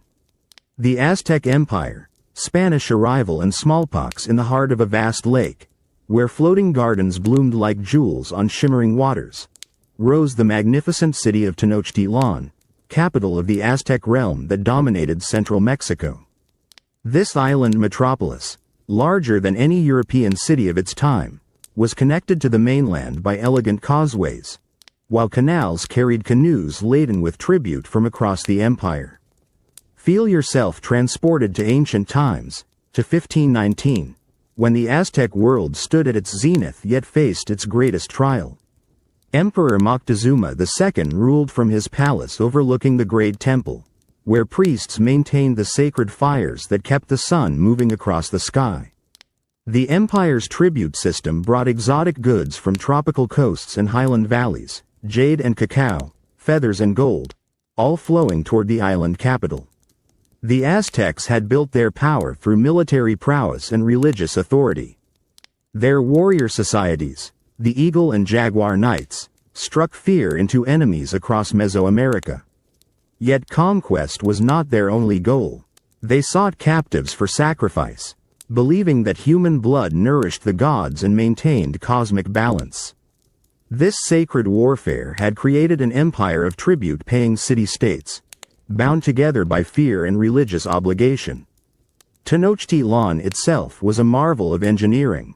Built on an island in Lake Texcoco, the city featured sophisticated hydraulic systems. Chinampas, floating gardens, produced abundant food, while aqueducts brought fresh water from distant springs. The Great Temple, rising like a mountain from the city center, dominated a sacred precinct filled with schools, palaces, and ceremonial buildings. When Hernán Cortés landed on the Mexican coast, he encountered not a unified empire but a collection of resentful tributaries. The Tlaxcalans, traditional enemies of the Aztecs, quickly allied with the Spanish, providing thousands of warriors eager for revenge. Other subject peoples, tired of tribute demands and human sacrifice, saw the newcomers as potential liberators. The Spanish arrival coincided with troubling omens that had disturbed Aztec society. Comets appeared in the sky, the temple of Huitzilopochtli mysteriously caught fire, and Lake Texcoco boiled without apparent cause. These signs, interpreted through Aztec religious beliefs, suggested that the gods were angry or that cosmic change was imminent. Moctezuma's initial response to the Spanish was shaped by religious uncertainty. Some advisors suggested that Cortés might be the returning god Quetzalcoatl, whose arrival had been prophesied. This spiritual confusion, combined with the emperor's naturally cautious temperament, led to a policy of accommodation rather than immediate resistance. The Spanish were welcomed into Tenochtitlan as honored guests. Yet the greatest threat to Aztec civilization was invisible. Smallpox, carried by Spanish soldiers, began spreading through populations with no immunity. The disease struck with devastating effect, killing not just common people but priests, nobles, and skilled artisans. Entire communities vanished, leaving tribute systems disrupted and administrative networks broken. The epidemic reached Tenochtitlan during the siege of 1520 to 1521, weakening defenders just when they needed maximum strength. Cuitlahuac, Moctezuma's successor, died of smallpox after ruling only 80 days. The disease killed more Aztecs than Spanish weapons, creating a demographic catastrophe that made resistance increasingly hopeless. The final siege of Tenochtitlan lasted 93 days. Spanish and Tlaxcalan forces gradually conquered the city district by district.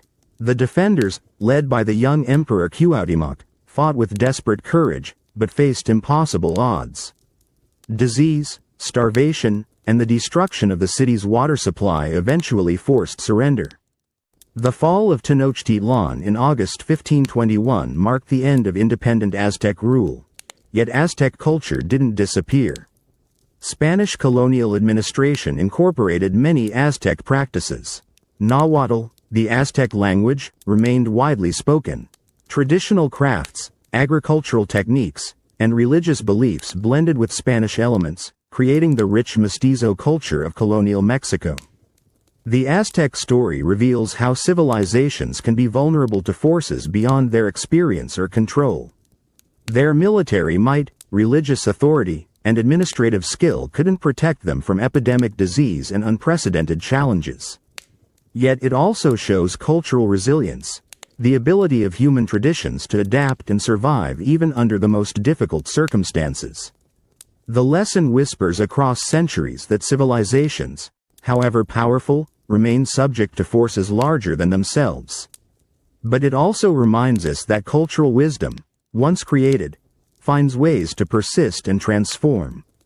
The Aztec legacy lives on in Mexican art, cuisine, and identity, proof that human achievements transcend political boundaries.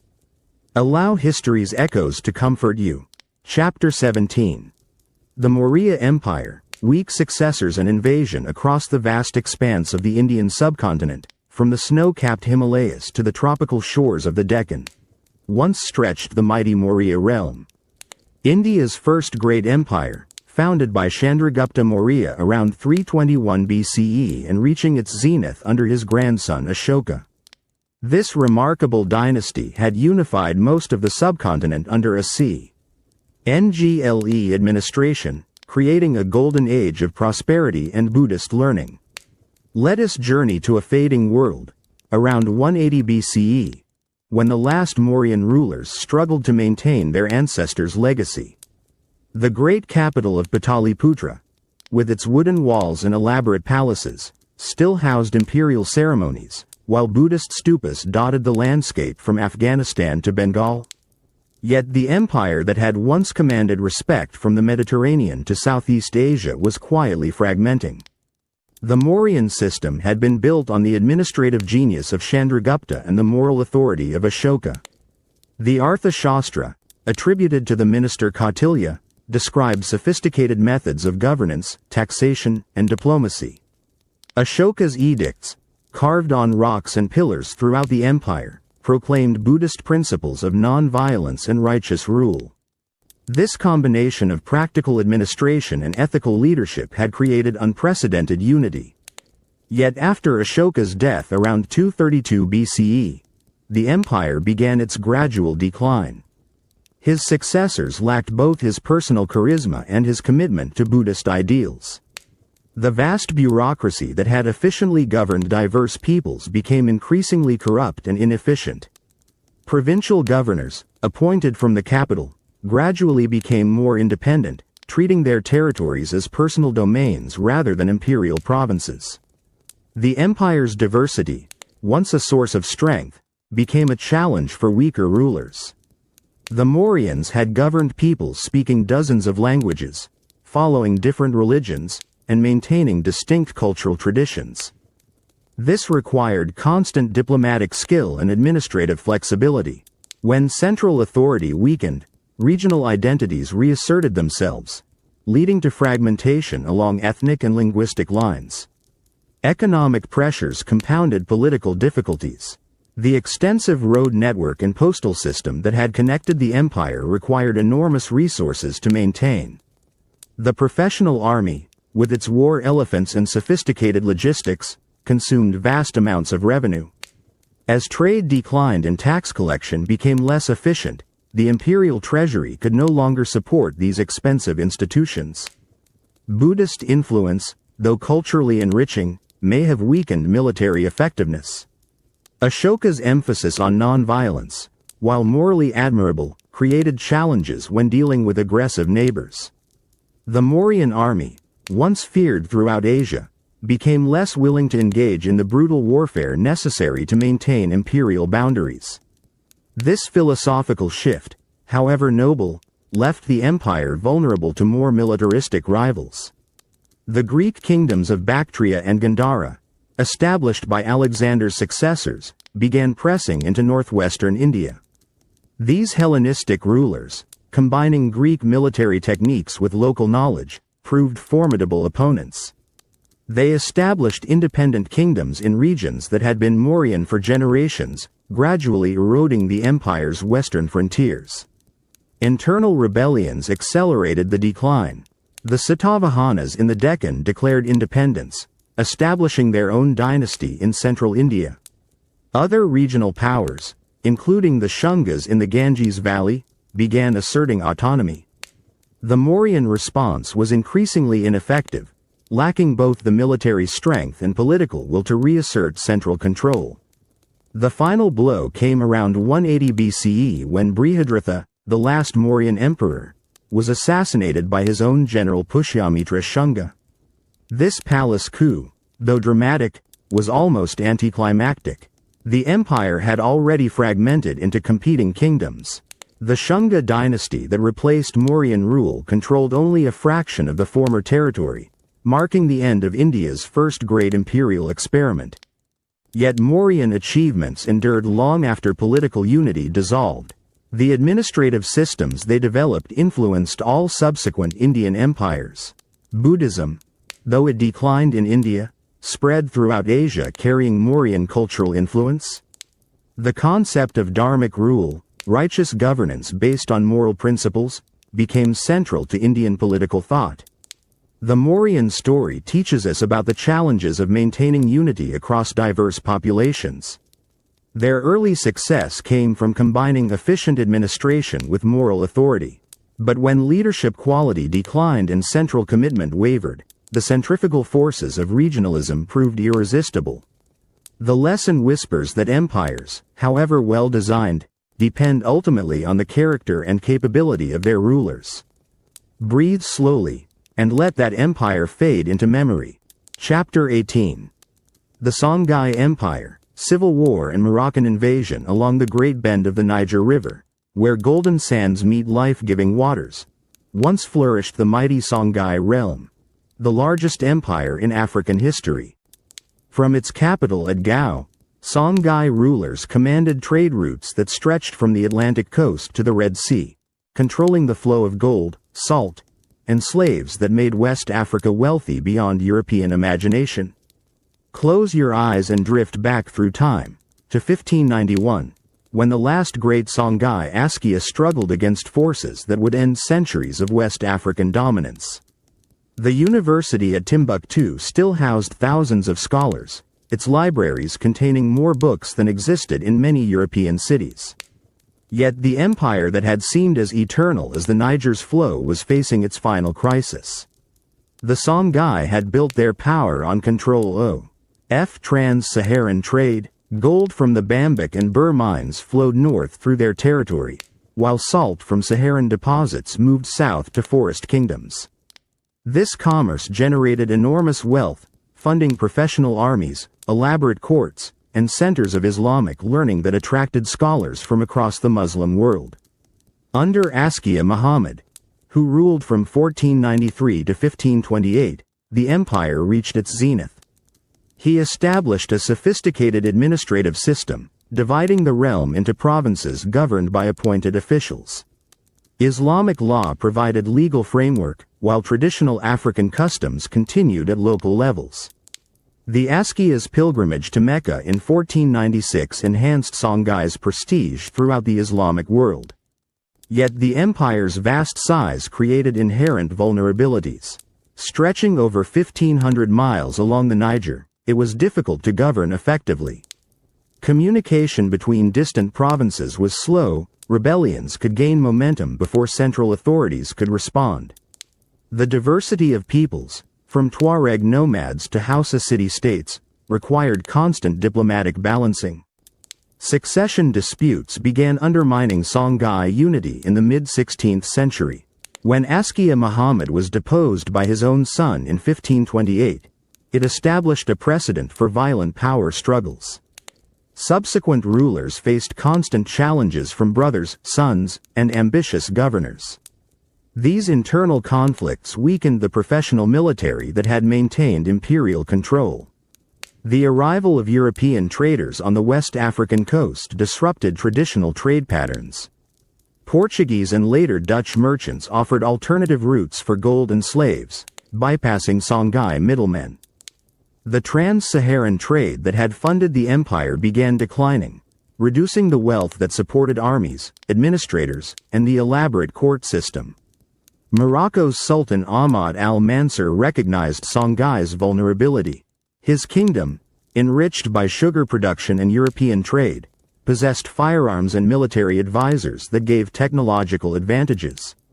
The Moroccan ruler coveted control of Songhai's gold mines, seeing conquest as a solution to his own financial difficulties. The Moroccan invasion of 1591 revealed how technological change could overcome traditional military superiority. A force of only 4,000 men, equipped with muskets and cannons, defeated much larger Songhai armies at the Battle of Tondibi.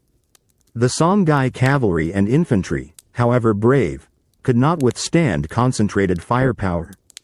Askia Ishaq II fled the battlefield, effectively ending organized resistance. Timbuktu and Gao fell quickly to Moroccan forces. The conquerors sought immediate profit, looting treasuries and libraries. Many scholars fled southward, carrying manuscripts and learning to safer regions. The intellectual flowering that had made Timbuktu famous gradually dispersed, as political instability made scholarly pursuits impossible. Yet Moroccan control proved temporary and superficial. The vast distances that had challenged Songhai rulers also defeated their conquerors. Moroccan garrisons, isolated in desert outposts, gradually lost contact with their homeland. Within decades, they had become absorbed into local populations, creating new Arma communities but failing to establish lasting control. The Songhai collapse fragmented West Africa into smaller kingdoms. The Bambara states, Mossi kingdoms, and Hausa city-states filled the power vacuum. Trade continued but became more localized. The grand unity that had characterized the medieval Sudan gave way to political diversity that would persist until European colonization. The Songhai story teaches us about the challenges of maintaining control over vast territories with limited technology. Their empire had thrived when they monopolized key trade routes. But when new technologies and alternative routes emerged, adaptation became crucial for survival. The lesson whispers that civilizations must evolve with changing circumstances or risk being overwhelmed by more flexible competitors. Carry these lessons gently in your heart. Chapter 19. Ancient Greece. City-state rivalries among the sun-drenched islands and rocky peninsulas of the Aegean Sea. Where olive groves cascade down marble hillsides and ancient temples crown sacred heights, once flourished the remarkable civilization of classical Greece. Not a unified realm but a constellation of independent city-states, each fiercely proud of its autonomy, yet bound together by shared language, religion, and cultural achievements that would illuminate human thought for millennia. In this moment, we witness the end of an era, around 338 BCE, when the last free Greek cities prepared to face Philip II of Macedon at the Battle of Chaeronea. The Parthenon still gleamed with fresh marble on the Athenian Acropolis, while Spartan warriors maintained their legendary discipline in the Peloponnese. Yet the golden age that had produced Pericles, Socrates, and Sophocles was drawing to its close. The Greek world had achieved greatness through diversity and competition, Athens had pioneered democracy, allowing citizens to participate directly in governance. Sparta had perfected military excellence, creating warriors whose discipline was legendary throughout the ancient world. Thebes, Corinth, and dozens of other polis each contributed their own innovations in philosophy, art, warfare, and political organization. This very independence, however, contained the seeds of Greek decline. The city-states that had united against Persian invasion in the 5th century BCE soon turned their weapons against each other. The Peloponnesian War, lasting from 431 to 404 BCE, pitted Athens and Sparta in a devastating conflict that exhausted both sides. Thucydides recorded how this war corrupted Greek political life, turning allies into enemies and idealism into cynical power politics. The aftermath of Spartan victory brought no lasting peace. Thebes rose to challenge Spartan hegemony, defeating the supposedly invincible Spartan army at Leuctra in 371 BCE. But Theban dominance proved equally brief, as other cities formed coalitions to resist their growing power. The constant warfare that had once made Greeks formidable against foreign enemies now weakened them through endless internal strife. Economic pressures compounded political divisions. The Persian Wars had disrupted traditional trade patterns, while constant military campaigns drained city treasuries. Athens, once wealthy from silver mines and maritime commerce, struggled to maintain its fleet and public buildings. Sparta's rigid social system, dependent on helot labor, proved unable to adapt to changing economic conditions. Cultural achievements continued even as political power waned. Plato founded his academy, Aristotle tutored the young Alexander, and Greek artists created masterpieces that still inspire wonder. Yet this intellectual flowering occurred against a backdrop of political fragmentation. The philosophers who explored ideal forms of government lived in a world where practical governance was increasingly chaotic. The rise of Macedon under Philip II represented a new form of Greek power. Philip combined traditional Greek military techniques with Macedonian resources and organization. His phalanx formations, supported by cavalry and siege engines, proved superior to classical hoplite armies. More importantly, he offered unity to a Greek world exhausted by generations of internecine warfare. The Battle of Chaeronea in 338 BCE marked the end of independent Greek city-states. Philip's victory was decisive but not destructive. He treated defeated Greeks as allies rather than subjects, incorporating their military expertise into his expanding realm. The Sacred Band of Thebes, elite warriors who had dominated Greek battlefields, died to the last man rather than surrender, symbolizing the end of an era. Yet Greek civilization didn't end with political independence. Philip's son Alexander carried Greek culture to the ends of the known world.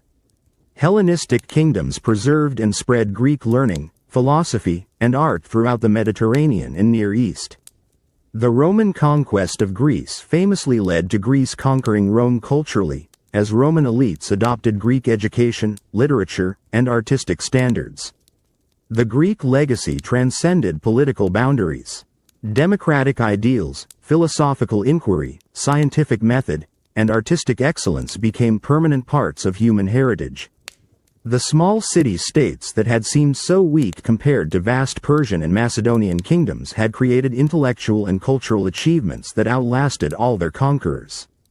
The Greek story teaches us that political unity and cultural greatness don't always coincide.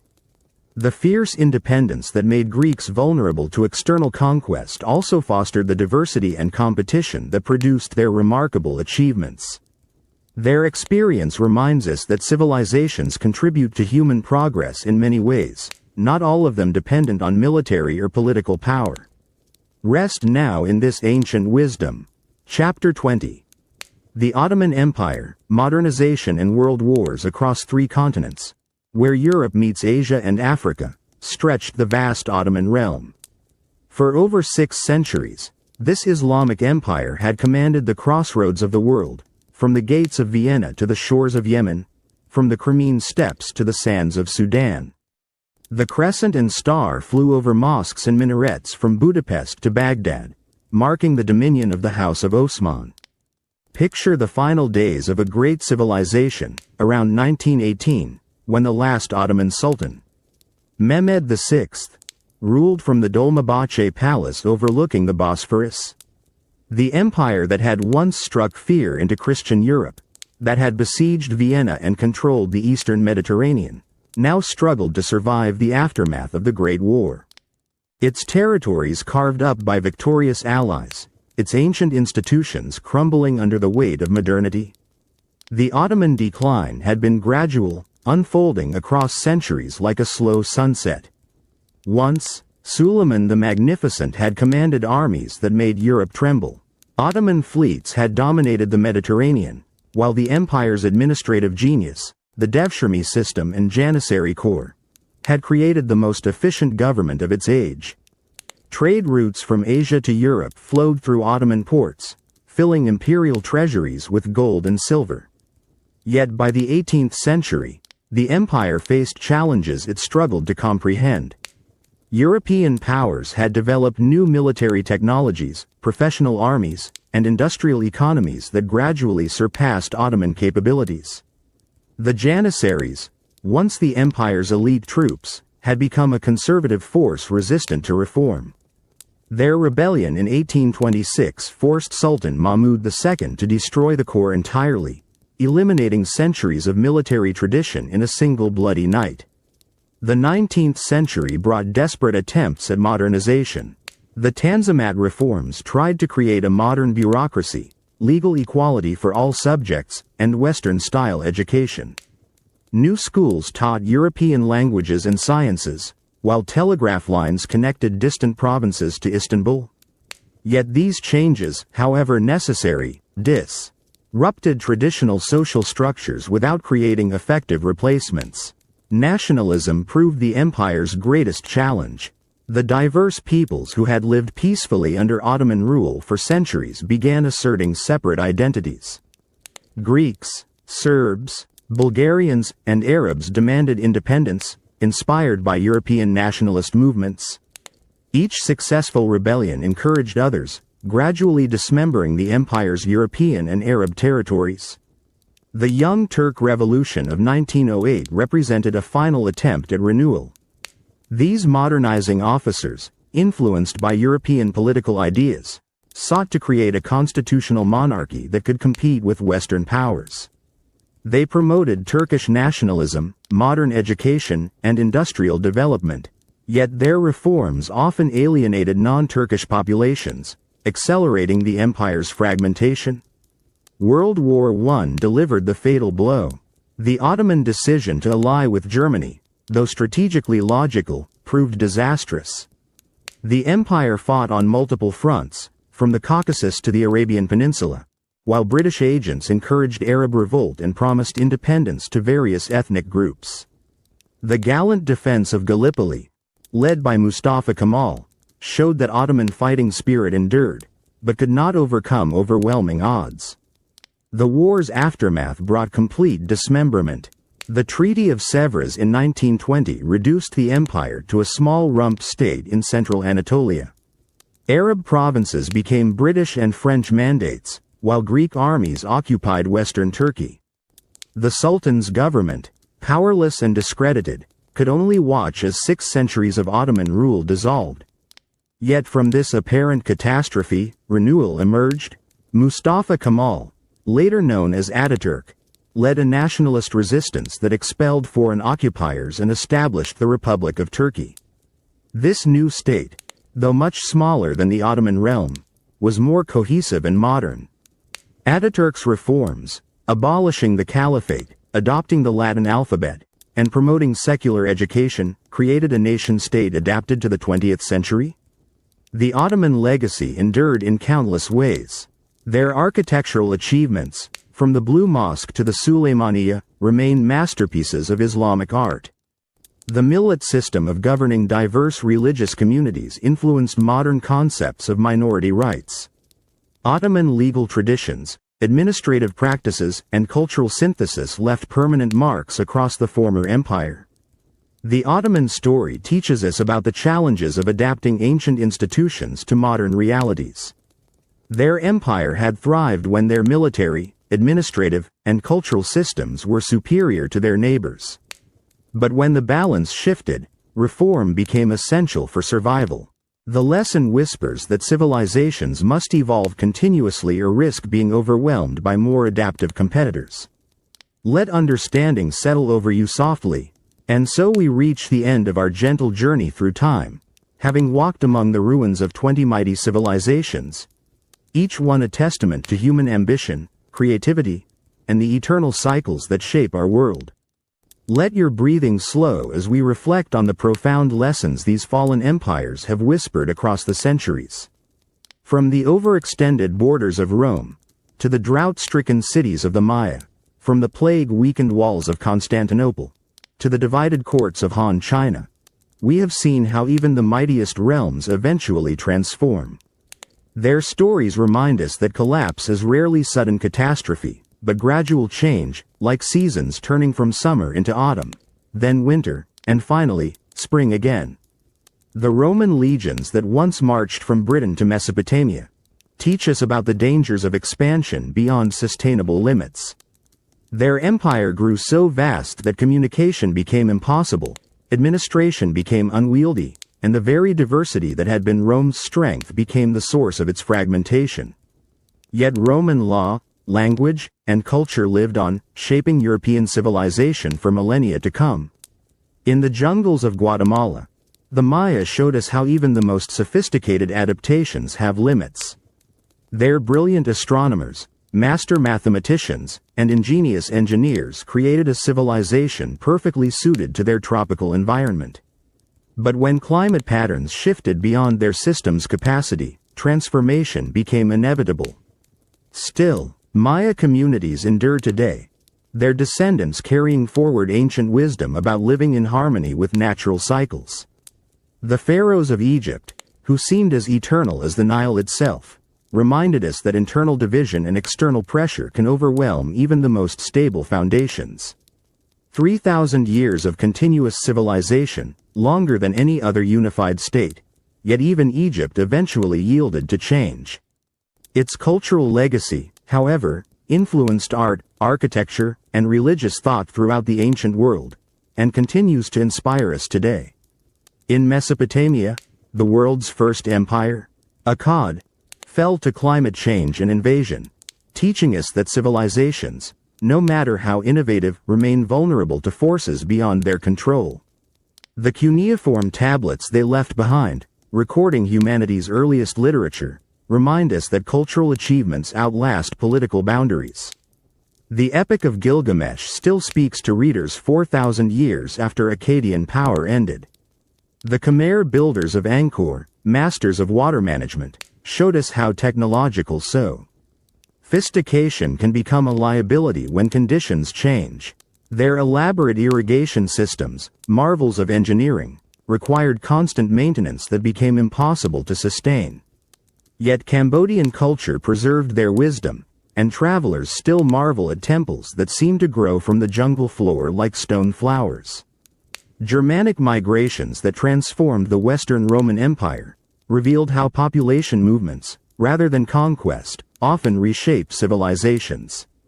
The barbarians, who inherited Roman territories, didn't destroy classical culture but blended it with their own traditions, creating the medieval world that would eventually give birth to the Renaissance. The Assyrians, masters of iron and siege warfare, learned that harsh rule breeds lasting resentment. Their military innovations revolutionized warfare, but their cruelty ensured that subject peoples would eagerly support any credible alternative.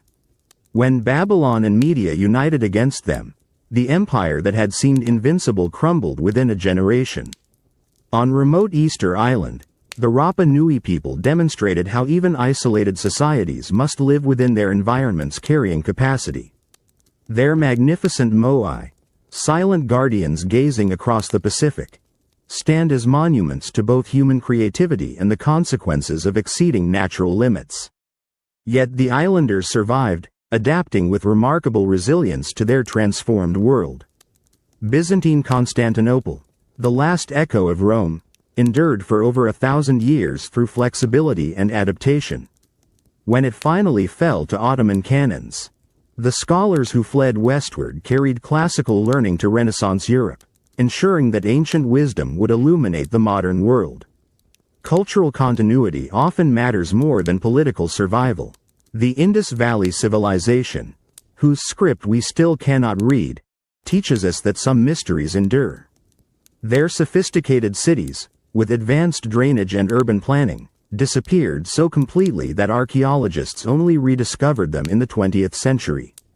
Yet their practical wisdom, their understanding of urban life, influenced South Asian civilization in ways we're still discovering. The Hittites, masters of iron and diplomacy, fell during the Great Bronze Age collapse, when mysterious sea peoples and systemic breakdown transformed the Eastern Mediterranean. Their experience reminds us that civilizations exist within larger systems. When those networks fail, even the most successful kingdoms must adapt to survive. The Mongol realm, history's largest contiguous empire, fragmented naturally as its vastness became impossible to govern from a single center. Yet Mongol influence created the first truly global economy. Their trade networks, religious tolerance, and cultural exchange laid foundations for our interconnected world. The Inca, master engineers of the Andes, and the Aztecs, builders of floating gardens, both encountered forces beyond their experience when old and new worlds collided. Epidemic disease, more than military conquest, transformed the Americas. Yet indigenous cultures survived, adapted, and continue to enrich the societies built on their ancient foundations. The Persian Empire, model of tolerance and efficient administration, taught us that even enlightened rule must remain flexible. When they became too rigid, Greek innovation and Macedonian energy overwhelmed their ancient institutions. But Persian culture, law, and administrative wisdom influenced every subsequent Middle Eastern empire. The Han Dynasty, whose name still defines Chinese ethnicity, showed us how internal corruption can undermine even the most sophisticated government. The Yellow Turban Rebellion revealed the depth of popular discontent when officials served themselves rather than the people. Yet Han cultural achievements, from papermaking to the Silk Road, enriched human civilization permanently. The African empires, Mauryan India, and Ottoman Turkey, each faced the challenge of adapting to changing times. Some succeeded for centuries, others transformed more quickly. All contributed lasting wisdom about governance, culture, and human resilience. Their stories remind us that adaptation, not resistance, determines survival. As you rest here in the quiet darkness, let these ancient lessons settle into your consciousness like gentle rain. 20 empires have shared their wisdom, 20 civilizations have revealed the patterns that shape human history. Rise and fall, growth and change, creation and transformation. These are not tragedies but natural rhythms, as inevitable and beautiful as the turning of seasons. Feel your body growing heavier, your breathing deeper, as you absorb the profound truth these empires teach us, that human creativity is indestructible, that wisdom finds ways to survive even when kingdoms fall, that every ending contains the seeds of new beginnings. The Maya astronomers who calculated celestial cycles knew this truth. The Chinese philosophers who wrote of the mandate of heaven understood it. The Roman poets who sang of eternal city recognized it.